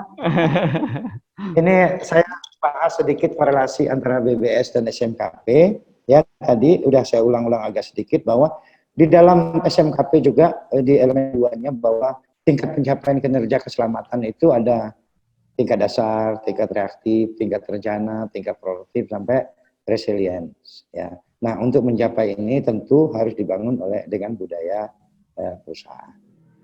Oke, ya, merubah perusahaan tadi juga sama, ini beberapa pandangan juga bahwa berubah challenge untuk ya, sangat menarik sekali itu Pak mengenai korelasi dengan SMKP yang ada, di mana kemungkinan Pak dari beberapa perusahaan-perusahaan mungkin yang kecil, besar, menengah dan sebagainya dalam implementasi BBS sendiri kan bervariasi ya Pak ya. Nah itulah yang harus dikumpulkan sehingga dalam melakukan implementasi SMKP itu mungkin kita bisa seragam gitu Pak, bisa sama gitu loh Pak, mungkin gitu Pak. Iya, betul. Nah ini kan kalau menurut saya sih sekarang dari Supomo 10 sendiri itu sudah ada belum guideline pemetaan BBS yang dimaksud detailnya. Paling tidak panduan yang sekurang-kurangnya itu sudah ada belum gitu dari Supomo 10. Paling yang 5 tahapan itu Pak Sapari, 5 tahapan, tapi hanya sekedar pengertian 5 tahapan itu yang tadi disampaikan itu. Iya, itu panduannya. Iya, yang saya maksud yaitu misalnya identifikasi. Nah, ada nggak template-nya dalam melakukan identifikasi behavior atau risk behavior itu? atau define-nya, terdefinisi seperti apa sih critical risk-nya, list-nya seperti apa, kemudian, nah itu yang mungkin ada standarnya sekurang-kurangnya yang harus diterapkan oleh ini perusahaan, yang itu harusnya dikeluarkan oleh sesuai dengan Pak Sapari, Pak ya. Alwahono sudah muncul. Oke. Mungkin kita langsung serahkan ke Pak Alwahono kembali. Baik, kita masuk ke sesi tanya jawab, Bapak-bapak. Pak Al, ini udah ada tiga penanya nih yang menunggu ya Pak ya. Pak Rahmat. Jadi ya. Saya Pak Rahmat, Izin Pak Hendi. Rahmat. Yang tadi Pak. Hendi, Oh, Pak Hendi udah dulu. dari Oke, tadi Pak Hendi itu. dulu ya. Kalau gitu Pak Hendi dulu. Sebentar semua saya. Pak Hendi, silakan langsung menyampaikan pertanyaannya. Oke, begini Pak. Salah satu yang tadi saya dapatkan dari informasi yang ada di slide itu adalah faktor yang mempengaruhi perilaku. Salah satunya adalah nature ya Pak Al ya. Nah, nature itu kan katanya faktornya itu biasanya bawaan gen atau dari lingkungan keluarga sendiri. Nah, saya ingin menanyakan caranya bagaimana strateginya untuk merubah, misalnya karyawan ada yang memang karena sudah terbiasa misalnya di lingkungan keluarganya memang dia terbiasa melanggar, atau misalnya biasanya pengalaman saya itu biasanya orang-orang lama itu yang masih punya pikiran saya sudah terbiasa melakukan hal itu, jadi ada pelanggaran sedikit dia lakukan. Nah, strategi dan caranya untuk mengubah perilaku seperti itu gimana ya? Oke, baik. Cukup Pak Hendi pertanyaan itu? Cukup. Oke, baik. Kalau gitu kita simpan dulu. Kita akan masuk ke pertanyaan kedua ya Pak ya. Oke, Pak Rahmat. Al, kita simpan dulu ya. Pak Al? Ya. Ya. Oke, kita masuk ke pertanyaan kedua dulu Pak. Baik, pertanyaan kedua adalah data. Ya. Saya izin Pak. Dari siapa? Januar Pak. Pak Januar, tunggu dulu ya Pak ya. Kita masuk ke pertanyaan yang diajukan lewat chatting dulu Pak. Ya Pak. Oke, baik. Untuk yang pertanyaan kedua adalah datangnya dari rekan Bapak Ardan Fahreza. Pak Ardan, di copy Pak Ardan. Siap, di copy Pak, Oke Pak Ardan, pertanyaan secara tertulis Pak. Yang ditanyakan adalah demikian. Apakah dalam punishment tersebut, ini siapa nih? Tolong di unmute yang ruangannya rame ya. Ini kebetulan sudah unmute semua. Yang rame berarti ya hanya suara penanya nih, para penanya nih. Tolong para penanya yang kondisinya rame di unmute Pak. Oke Pak Ardan, kembali pertanyaan Pak Ardan. Yang saya mau tanyakan adalah apakah dalam punishment untuk memberhentikan orang apabila orang tersebut sering melakukan pelanggaran itu termasuk membentuk BBS ya Pak, gitu ya. Karena menurut pengalaman saya lebih baik mengeliminasi nila setitik daripada merusak susu sebelanga. Waduh, pakai ini ya, pakai paribahasan ya. Dan juga untuk pembelajaran bagi yang lain. Nah, itu adalah pertanyaan Saudara Ardan, Pak Al. Pak Al di copy? Copy, Pak. Baik, kemudian kami buka pertanyaan ketiga dari Pak Zain. Silakan Pak Zain. Secara langsung akan menanyakan. Benar, kami tolong di-unmute. Suaranya masuk, Pak? Masuk. Ya.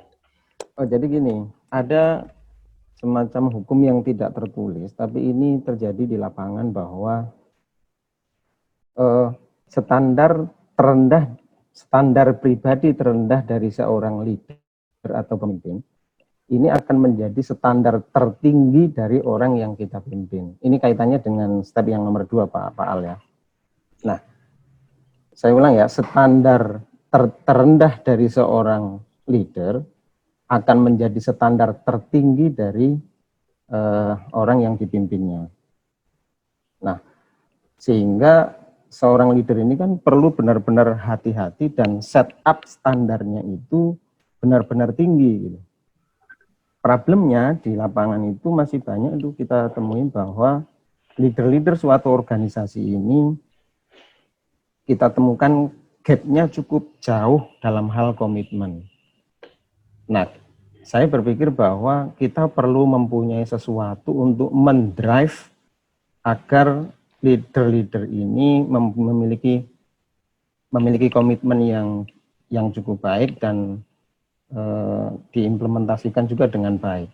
Regulasi pemerintah sebetulnya itu juga menjadi drive dari komitmen itu sendiri, tapi mungkin Pak Al bisa berbagi, ini pertanyaannya ya, berbagi kepada kita semua apa saja yang bisa kita jadikan sumber untuk drive dari leader dari suatu organisasi agar gap komitmen ini tidak benar-benar jauh antara yang diharapkan oleh sistem dengan kenyataan di lapangan.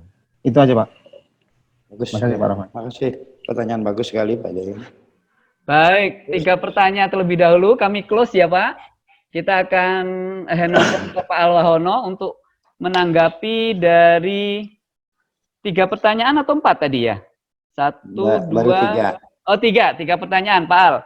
Kami persilakan untuk menjawab pertanyaan Pak Hendy Umar, ya Pak ya. Faktor nature yang tadi, yang berhubungan dengan gen atau lingkungan keluarga. Kemudian bagaimana cara merubah karyawan yang sudah terbiasa di keluarganya atau di dalam gennya itu sering melakukan pelanggaran. Dalam hal ini adalah sebagai contoh orang-orang lama khususnya. Jadi orang-orang lama kan terbiasa sudah dalam kondisi yang gennya sudah membuat dia seperti itu gitu. Nah, bagaimana cara mengatasinya gitu Pak Al kira-kira? Mohon disampaikan jawabannya Pak Al. Dipersilahkan. Oke, makasih Pak Rahmat, Pak Hendy. Jadi tadi yang faktor yang mempengaruhi budaya itu kan ada 3 pandangan melihatnya. Yang pertama adalah internasional, natur dan nurtur. Ya. Kemudian memang perilaku-perilaku itulah yang akhirnya muncul ke dalam kehidupan sehari-hari karena dipengaruhi oleh aspek-aspek itu tadi. Terus makanya di sini kita bagaimana cara kita merubah? Maka di sini tadi ya cara merubah itu bisa bermacam-macam cara. Yang pertama itu tentu kita bisa membuat stimulus ya. Stimulus itu saya pikir cukup efektif untuk merubah orang-orang yang sudah lama, sudah senior di tempat kerja. Tapi kalau merubah tadi, gimana merubah culture? Sama aja, termasuk merubah culture yang sudah muncul. Kita kan sudah terima jadi ini kebiasaan orang dalam kehidupan sehari-hari, dalam lingkungan keluarga, adat, sosial, dan segala macam sudah kita tidak bahas. Tapi kemudian kita masuk ke dalam sebuah perusahaan kita, kemudian kita mau membentuk orang yang dari luar tadi masuk ke lingkungan kerja kita, menerapkan budaya, menerapkan perilaku yang sesuai dengan standar yang kita harapkan. Nah, gimana cara kita untuk membuat mereka belajar agar perilakunya berubah? Banyak yang salah satu dilakukan tentunya adalah memberikan stimulus dorongan-dorongan kepada mereka. Karena harus memahami memang faktor psikologinya mereka. Ada orang yang kerjanya didisiplinin terus jadi disiplin. Ada yang didisiplinin terus, dikeras ditegur terus, malah jadi emosi, malah ngelawan. Maka untuk merubah perilaku, memang harus ada aturan yang generiknya, tapi juga harus ada pendekatan-pendekatan secara persuasif yang tentunya kita bisa lakukan sesuai dengan sistem model yang kita buat, ya. Kemudian dengan stimulus dan model. Saya pikir 2 hal itu yang lebih efektif yang bisa dilakukan untuk merubah perilaku-perilaku orang-orang yang terutama lama lah ya. Justru ada cara lain kalau di dalam penerapan BBS, orang yang lama, yang senior, perilakunya kadang-kadang kurang standar, ini kadang-kadang kita justru angkat mereka jadi champion, Pak Umar. Mereka sudah jadi contoh untuk memberi contoh kepada yang lain. Karena mereka merasa dituakan, mereka tidak memberi contoh menjadi malu. Ini contoh saja, itu tidak selamanya itu betul, ya. Ada juga yang nggak bagus juga, justru dibikin rusak semua gitu. Tapi pada umumnya ya justru mereka dijadiin champion itu biasa merubah karena mereka akan malu untuk melakukan pelanggaran-pelanggaran. Nah, ini salah satu cara untuk merubah. Nah, kalau yang nature segala macam itu adalah pola pembentukan awal mereka. Kemudian kita tidak akan melakukan itu dalam perusahaan karena pembentukan awal yang bisa kita lakukan di dalam perusahaan adalah yang tadi ya. Oke, saya pikir itu garis besar yang saya sampaikan untuk terkait dengan Pak Hendi ya. Jadi memang dengan stimulus atau dengan modeling yang lebih baik ya. Modeling itu bisa nanti dengan standar, dengan pelatihan, dengan ini. Dan yang ketiga tadi membuat mereka untuk menjadi champion Pak ya. Oh, stimulus itu bukan berarti bonus atau apa gitu bukan ya Pak? Stimulus kan dorongan. Dorongnya apa? Dorongan. Didorong pakai kereta, didorong pakai tangan, atau didorong pakai apa kan gitu, atau didorong pakai pujian, ya kan? Ya. Gitu Pak Rahmat. Oke, baik. Oke, baik. Berhubung banyak pertanyaan, mungkin kita percepat ya Pak ya. Dan sementara waktunya tinggal beberapa saat lagi nih. Yang kedua adalah terkait punishment. Apakah itu termasuk salah satu bagian dari BBS Pak? Iya, kan maka di tahapan ke-6 tadi ya, tahap ke-6 adalah reward dan punishment. Kita harus memberikan perilaku atau penghargaan yang berbeda kepada orang yang melaksanakan dan tidak melaksanakan. Kalau tidak melaksanakan berarti kan perlu melakukan punishment. Punishment apakah harus PHK? Itu sesuaikan dengan PKB atau peraturan perusahaan atau perjanjian perusahaan dan karyawan. Tapi kalau seandainya tidak harus melakukan dengan cara keras, tapi punishment tetap.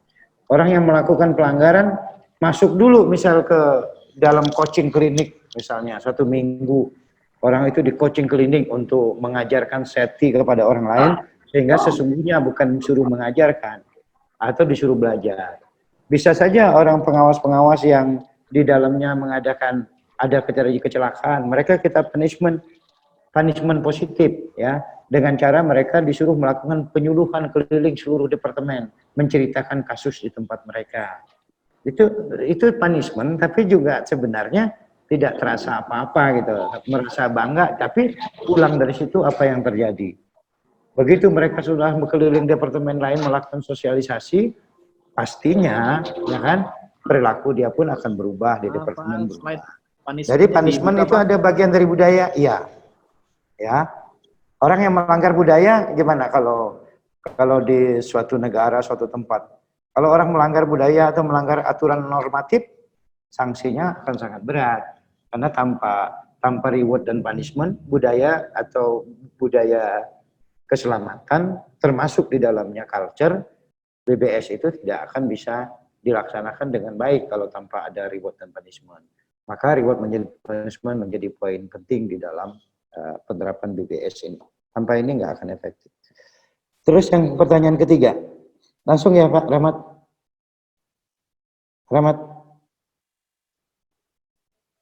Nggak ada, suara saya nggak ada. Oke, Pak, sorry, saya lanjutkan. Yang saya menambahkan dari pertanyaan Pak Ardan adalah bahwa punishment yang dimaksud adalah mem-PHK orang. Apakah itu termasuk BBS, Pak? Iya, kan sesuai dengan reward dan sesuai dengan PKB. Sesuai dengan PKB atau SPDK, surat pernyataan disiplin karyawan atau PP di dalam perusahaan, kan?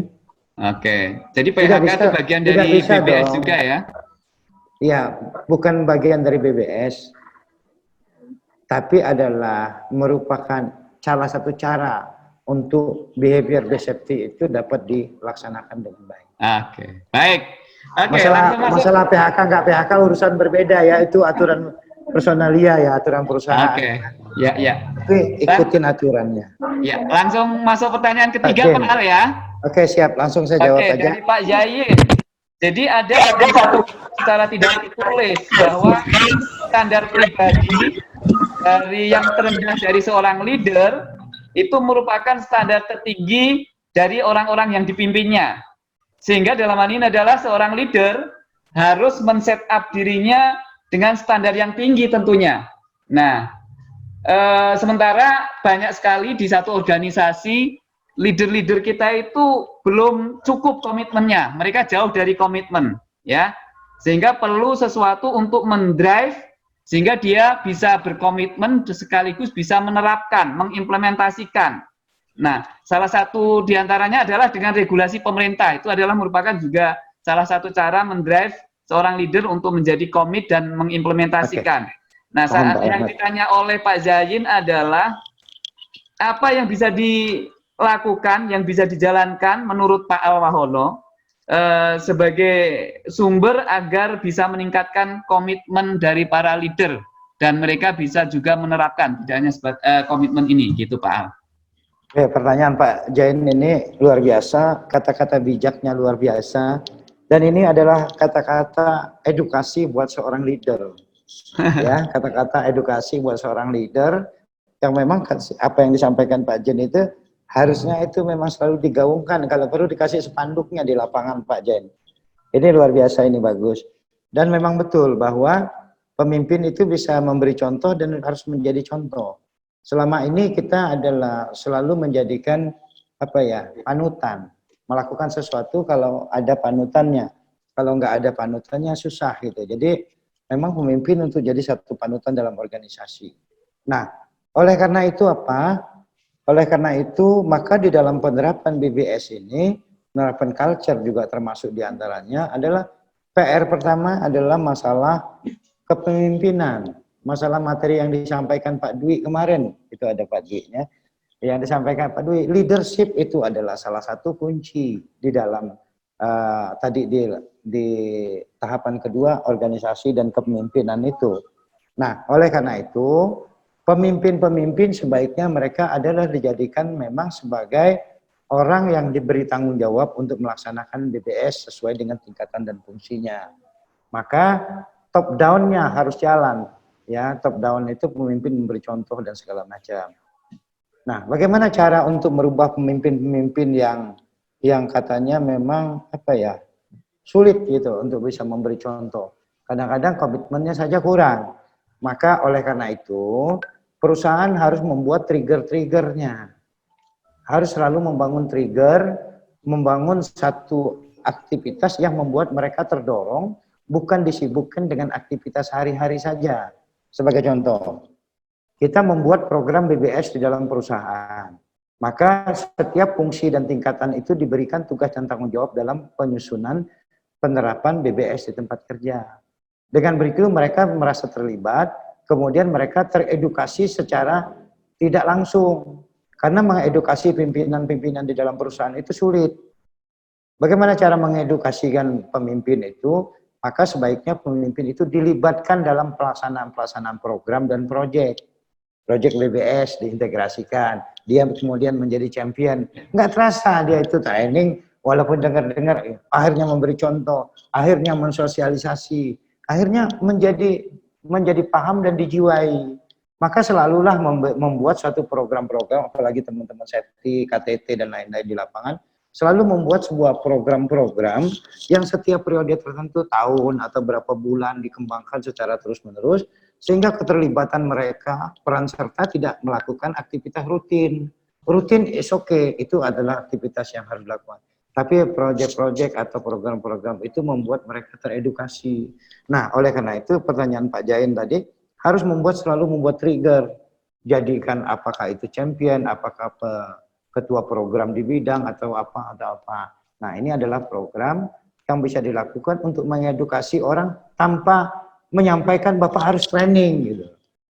Pemimpin biasa sudah merasa agak tinggi ya, tapi saat dia harus mendrive, karena pemimpin adalah driver, ya Pak Jain benar, kalau seandainya drivernya mabuk ya gimana penumpangnya gitu kan, ikut mabuk juga. Pemimpin harus benar-benar sadar dengan apa yang dia pimpin dan bisa melakukan dengan sebaik-baiknya. Oke, Pak Jain mungkin itu, tapi satu, bikin selalu trigger Pak. Ya. Thank you Pak Al. Ya, bikin selalu, jangan pernah berhenti, ada program baru, ada ide baru, ada ini baru. Kalau itu berhenti, mungkin tanyalah Pak Dwi yang berapa puluh tahun mimpin safety. Mungkin setiap tahun dia selalu bikin program tahap ini, tahap ini, tahap ini. Jadi semua orang menjadi care dan menjadi peduli karena program ya Pak ya, tertantang.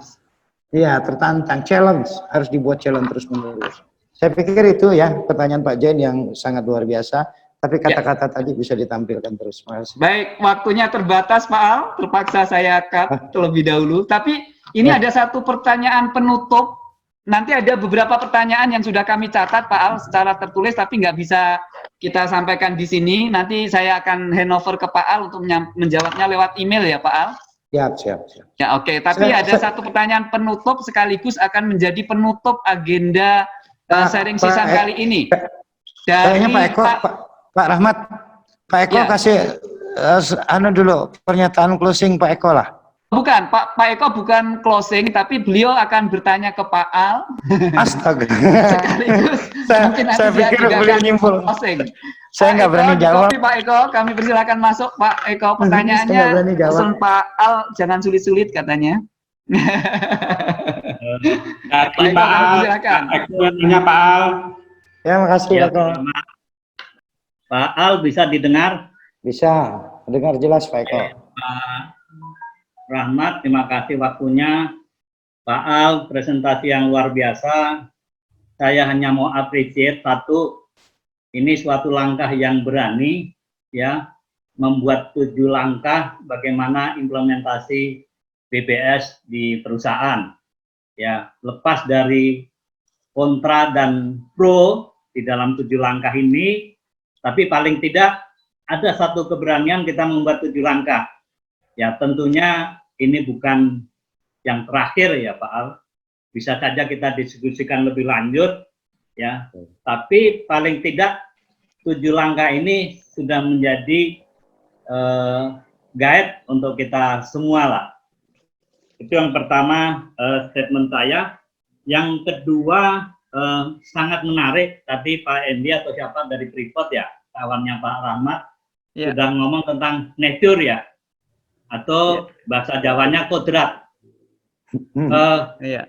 Kita nggak bisa lepas dari fakta yang kita lihat di dalam kehidupan sehari-hari. Sebagai contoh, kalau di pabrik, kenapa kalau elektronik mayoritas itu perempuan?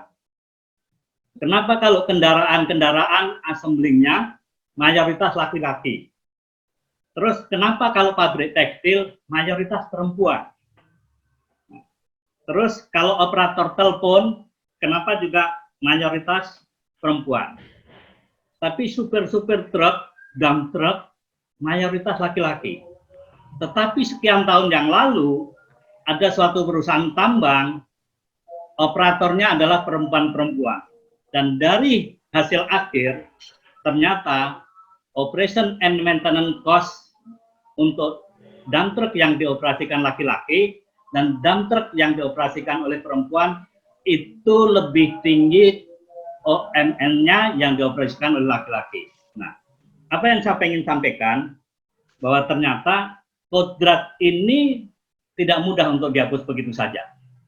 Ya, dari sisi nature and nurture tadi ya. Terus ada pekerjaan lagi, ya, kalau kita kredit nunggak, siapa debt collector itu? Saya nggak akan sebut ya. Apakah ini juga tidak kodrat? Apa yang harus kita pertimbangkan di lapangan? Tentu ada pekerjaan-pekerjaan tertentu yang perlu kita pahami terhadap perilaku yang nature tadi. Walaupun tadi dengan internal dan eksternal kita bisa rubah, dengan environment, lingkungan kita mungkin bisa rubah, tapi nature ini kita sepakat tadi tidak mudah untuk dirubah. Pekerjaan ya tentu ada risk assessment-nya. Nah, dari risk assessment ini ketemu solusi. Nah, solusinya ini harus laki-laki atau perempuan ini. Ya. Nah, yang lagi ngetren saat ini korban COVID-19 mayoritas laki-laki. Kenapa bukan perempuan? Nah, apakah ini tidak ada hubungannya dengan perilaku laki-laki dan perilaku perempuan? Ini sangat menarik. Saya kira waktunya tidak cukup ya, tapi ini hanya saya melempar saja. Republik ini sangat kaya perilaku berdasarkan mungkin entah suku entah apa ya. Nah, sampai ada suatu seloroh. Kalau kita punya karyawan paling nggak dari 4 suku. Ada Manado, ada Ambon, mohon maaf nih kalau ada kawan Manado, kawan Ambon ini yang sudah menjadi umum didiskusikan. Ada Jawa, ada Padang, ada Sunda. Ini komplit ini, ya. Nah, masing-masing punya perilaku tersendiri yang sampai hari ini perilaku itu tidak mudah berubah. Nah, artinya apa? di dalam men-setting BBS di lapangan, tentu pertimbangan terhadap daerah, wilayah ini sangat penting. Ya, knowledge sudah secara internal, secara eksternal tadi faktor pekerjaan sudah, secara environment juga sudah, tapi nature itu, kodrat ini saya pikir tidak mudah. Nah, saya tidak tahu pandangan Pak Al, saya pengen dengar aja pandangan Pak Al, supaya diskusi lebih lanjutnya semakin fokus, Pak Al. Terima kasih. Terus, berdasarkan COVID-19 yang lagi ngetren, yang banyak korban kan laki-laki. Nah, langkah lebih baiknya dokter dan perawatnya jangan ada laki-laki, paling enggak ini mengurangi risiko. Itu hanya gambaran untuk kita semua. Terima kasih kawan-kawan semua. Semoga tetap sehat, selamat, sejahtera, sukses selalu dan dijauhkan ya rabbal alamin. Amin. Oke. Baik Pak Eko ya, sekaligus tadi Pak Eko tentunya pertanyaan penutup dari akhir sesi ini. Pak Al, kami persilakan memberikan satu tanggapan, mungkin tidak terlalu panjang Pak Al waktunya. Kami persilakan hanya 1 menit saja Pak. Oke, terima kasih Pak Rahmat. Tiada kata yang bisa saya ucapkan. Saya juga terima kasih Pak Eko ya, dan teman-teman semua. Memang program BBS ini menjadi VR untuk kita semua. Dan di Indonesia kita memang belum juga punya guide ya dalam penerapan BBS-nya. Tapi ada rencana mungkin tahun depan mungkin ada teman dari SDM di sini ya. Rencana akan ada apa itu? Juknis BBS-nya, tapi sampai sekarang juga belum ya. Nah, tapi sampai saat ini memang belum. Nah, PR itu semua menjadi PR kita semua di pertambangan. Bagaimana kita bisa menyusun BBS itu standar untuk bisa diterapkan di lapangan. Karena untuk merubah culture tentunya harus dengan behavior based safety. Kalau Pak Eko tadi nanya nurture sama nature, sebenarnya yang 4 pandangan ahli penyebab kecelakaan tadi ada si Hendrik, ada si Frankbert, ada si Risen, ada Saukin. Ini 4 dari sekian banyak sebenarnya. Ada lagi. Sebenarnya di teori di tahun 51-52 itu ada teori kecelakaan yang menarik untuk disimak, tapi nggak boleh dipakai, takut berantem.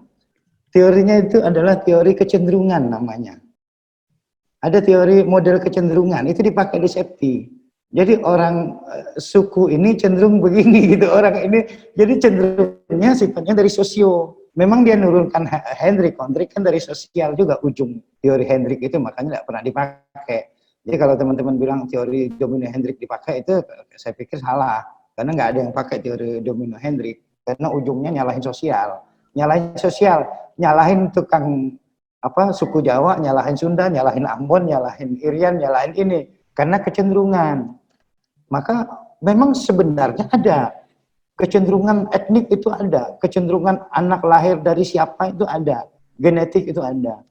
Turunan priai atau turunan apa gitu, pasti berbeda. Nah, teori kecenderungan ini dibantah habis, sehingga karena itu adalah menyinggung masalah-masalah yang terkait dengan etnik dan menimbulkan perpecahan yang berarti.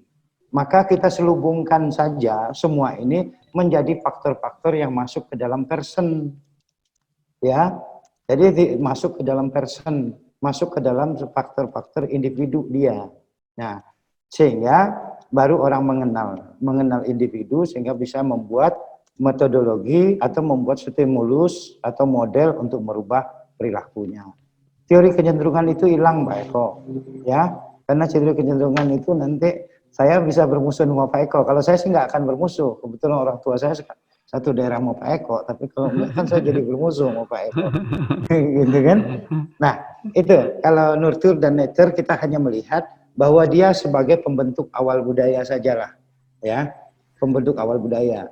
Tapi kalau bapak-bapak punya anak boleh, oh saya keturunan saya, biar anak menjadi baik, saya tinggal dekat pesantren aja lah. Secara nurture, nature-nya, anak saya seperti ini nggak bisa berubah, tapi nurturnya bisa berubah.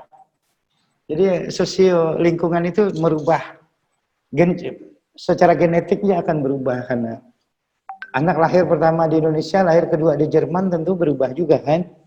perilaku dan kebiasaan untuk anak. Saya pikir itu ya jawaban Pak Eko. Ada sebenarnya teori kecenderungan Pak yang kita tidak pernah sampaikan karena itu teori relatif menyakitkan. Ya, baik, baik. Saya rasa waktunya sudah lewat ya Pak. Berarti agenda sharing session ini luar biasa. Mari kasih tepuk tangan aplaus yang meriah untuk Pak Al Wahono dan semuanya. Alhamdulillah berakhir sudah agenda sharing session kita kali ini. Ada foto bersama dulu, tolong dibantu foto bersama. Sebelumnya Pak Dwi, mungkin Pak Dwi dari tadi menunggu, sampaikan barang kira-kira 10 detik Pak Dwi untuk mengakhiri sesi kita hari ini Pak Dwi. Kami persilakan Pak. Terima kasih Pak Al, luar biasa. I learn a lot. Saya pikir semuanya juga belajar banyak. Setelah belajar ini tentu kita semua punya PR. Dan ini mari kita tindak lanjuti. Terima kasih Pak Al. Terima kasih semuanya. Terima kasih Pak. Tadi makasih banyak. Oke, kita akan foto bersama ya. Tolong untuk tidak pergi dulu Bapak-bapak. Alhamdulillah peserta yang tercatat di sini hampir mencapai ya 100% hadir Pak, karena kita keterbatasan ini kuota sehingga hanya bisa menampung 100 peserta. Oke, kita akan foto bersama. Mohon semua dihidupkan videonya Pak. Videonya dihidupkan. Kita akan persiapkan. Wah, Pak Muhammad Hadi ini. Waduh, ini kayaknya FA nih. Foto bersama Mbak, tolong Mbak. Dihidupkan bersama. Oke, kita lagi persiapkan. Oi, Pak Wahyu ingin menyampaikan sesuatu Pak di sini. Udah Pak, cukup Pak. Udah diwakili sama Pak Eko. Pak Horas, salam. Saya ikut nimbrung aja Pak Rahmat. Oke, baik. Pak Horas juga kali Mas. Hah? Mau kali Mas. Licin Pak. Licin. Ya Pak Wahyu. Apa kabar Pak Wahyu? Pak Al, kemarin baru rapat juga sama Pak Satrio untuk Pak Al. Pak Wahyu Raja Minyak. Ayo kita mulai berfoto. Baik, saya rasa ini akhir dari pertemuan kita. Terima kasih Pak Al, terima kasih Bapak-bapak pendiri, terima kasih juga Pak Horas, Pak Wahyu yang telah menggawang pertemuan ini. Demikian juga terima kasih kepada para peserta semua, Pak Suko, ya belum kami sapa tadi ya Pak ya. Dan semua yang hadir di sini, terima kasih. Kurang lebihnya kami mohon maaf. Dan kita akan bertemu lagi dalam sesi yang ketiga. Nantikan siapa narasumber, siapa moderator, dan apa topik yang akan disampaikan nanti. Tentunya kami berharap rekan-rekan semua tidak akan bosan-bosannya mengikuti sesi ini untuk menambah ilmu kita.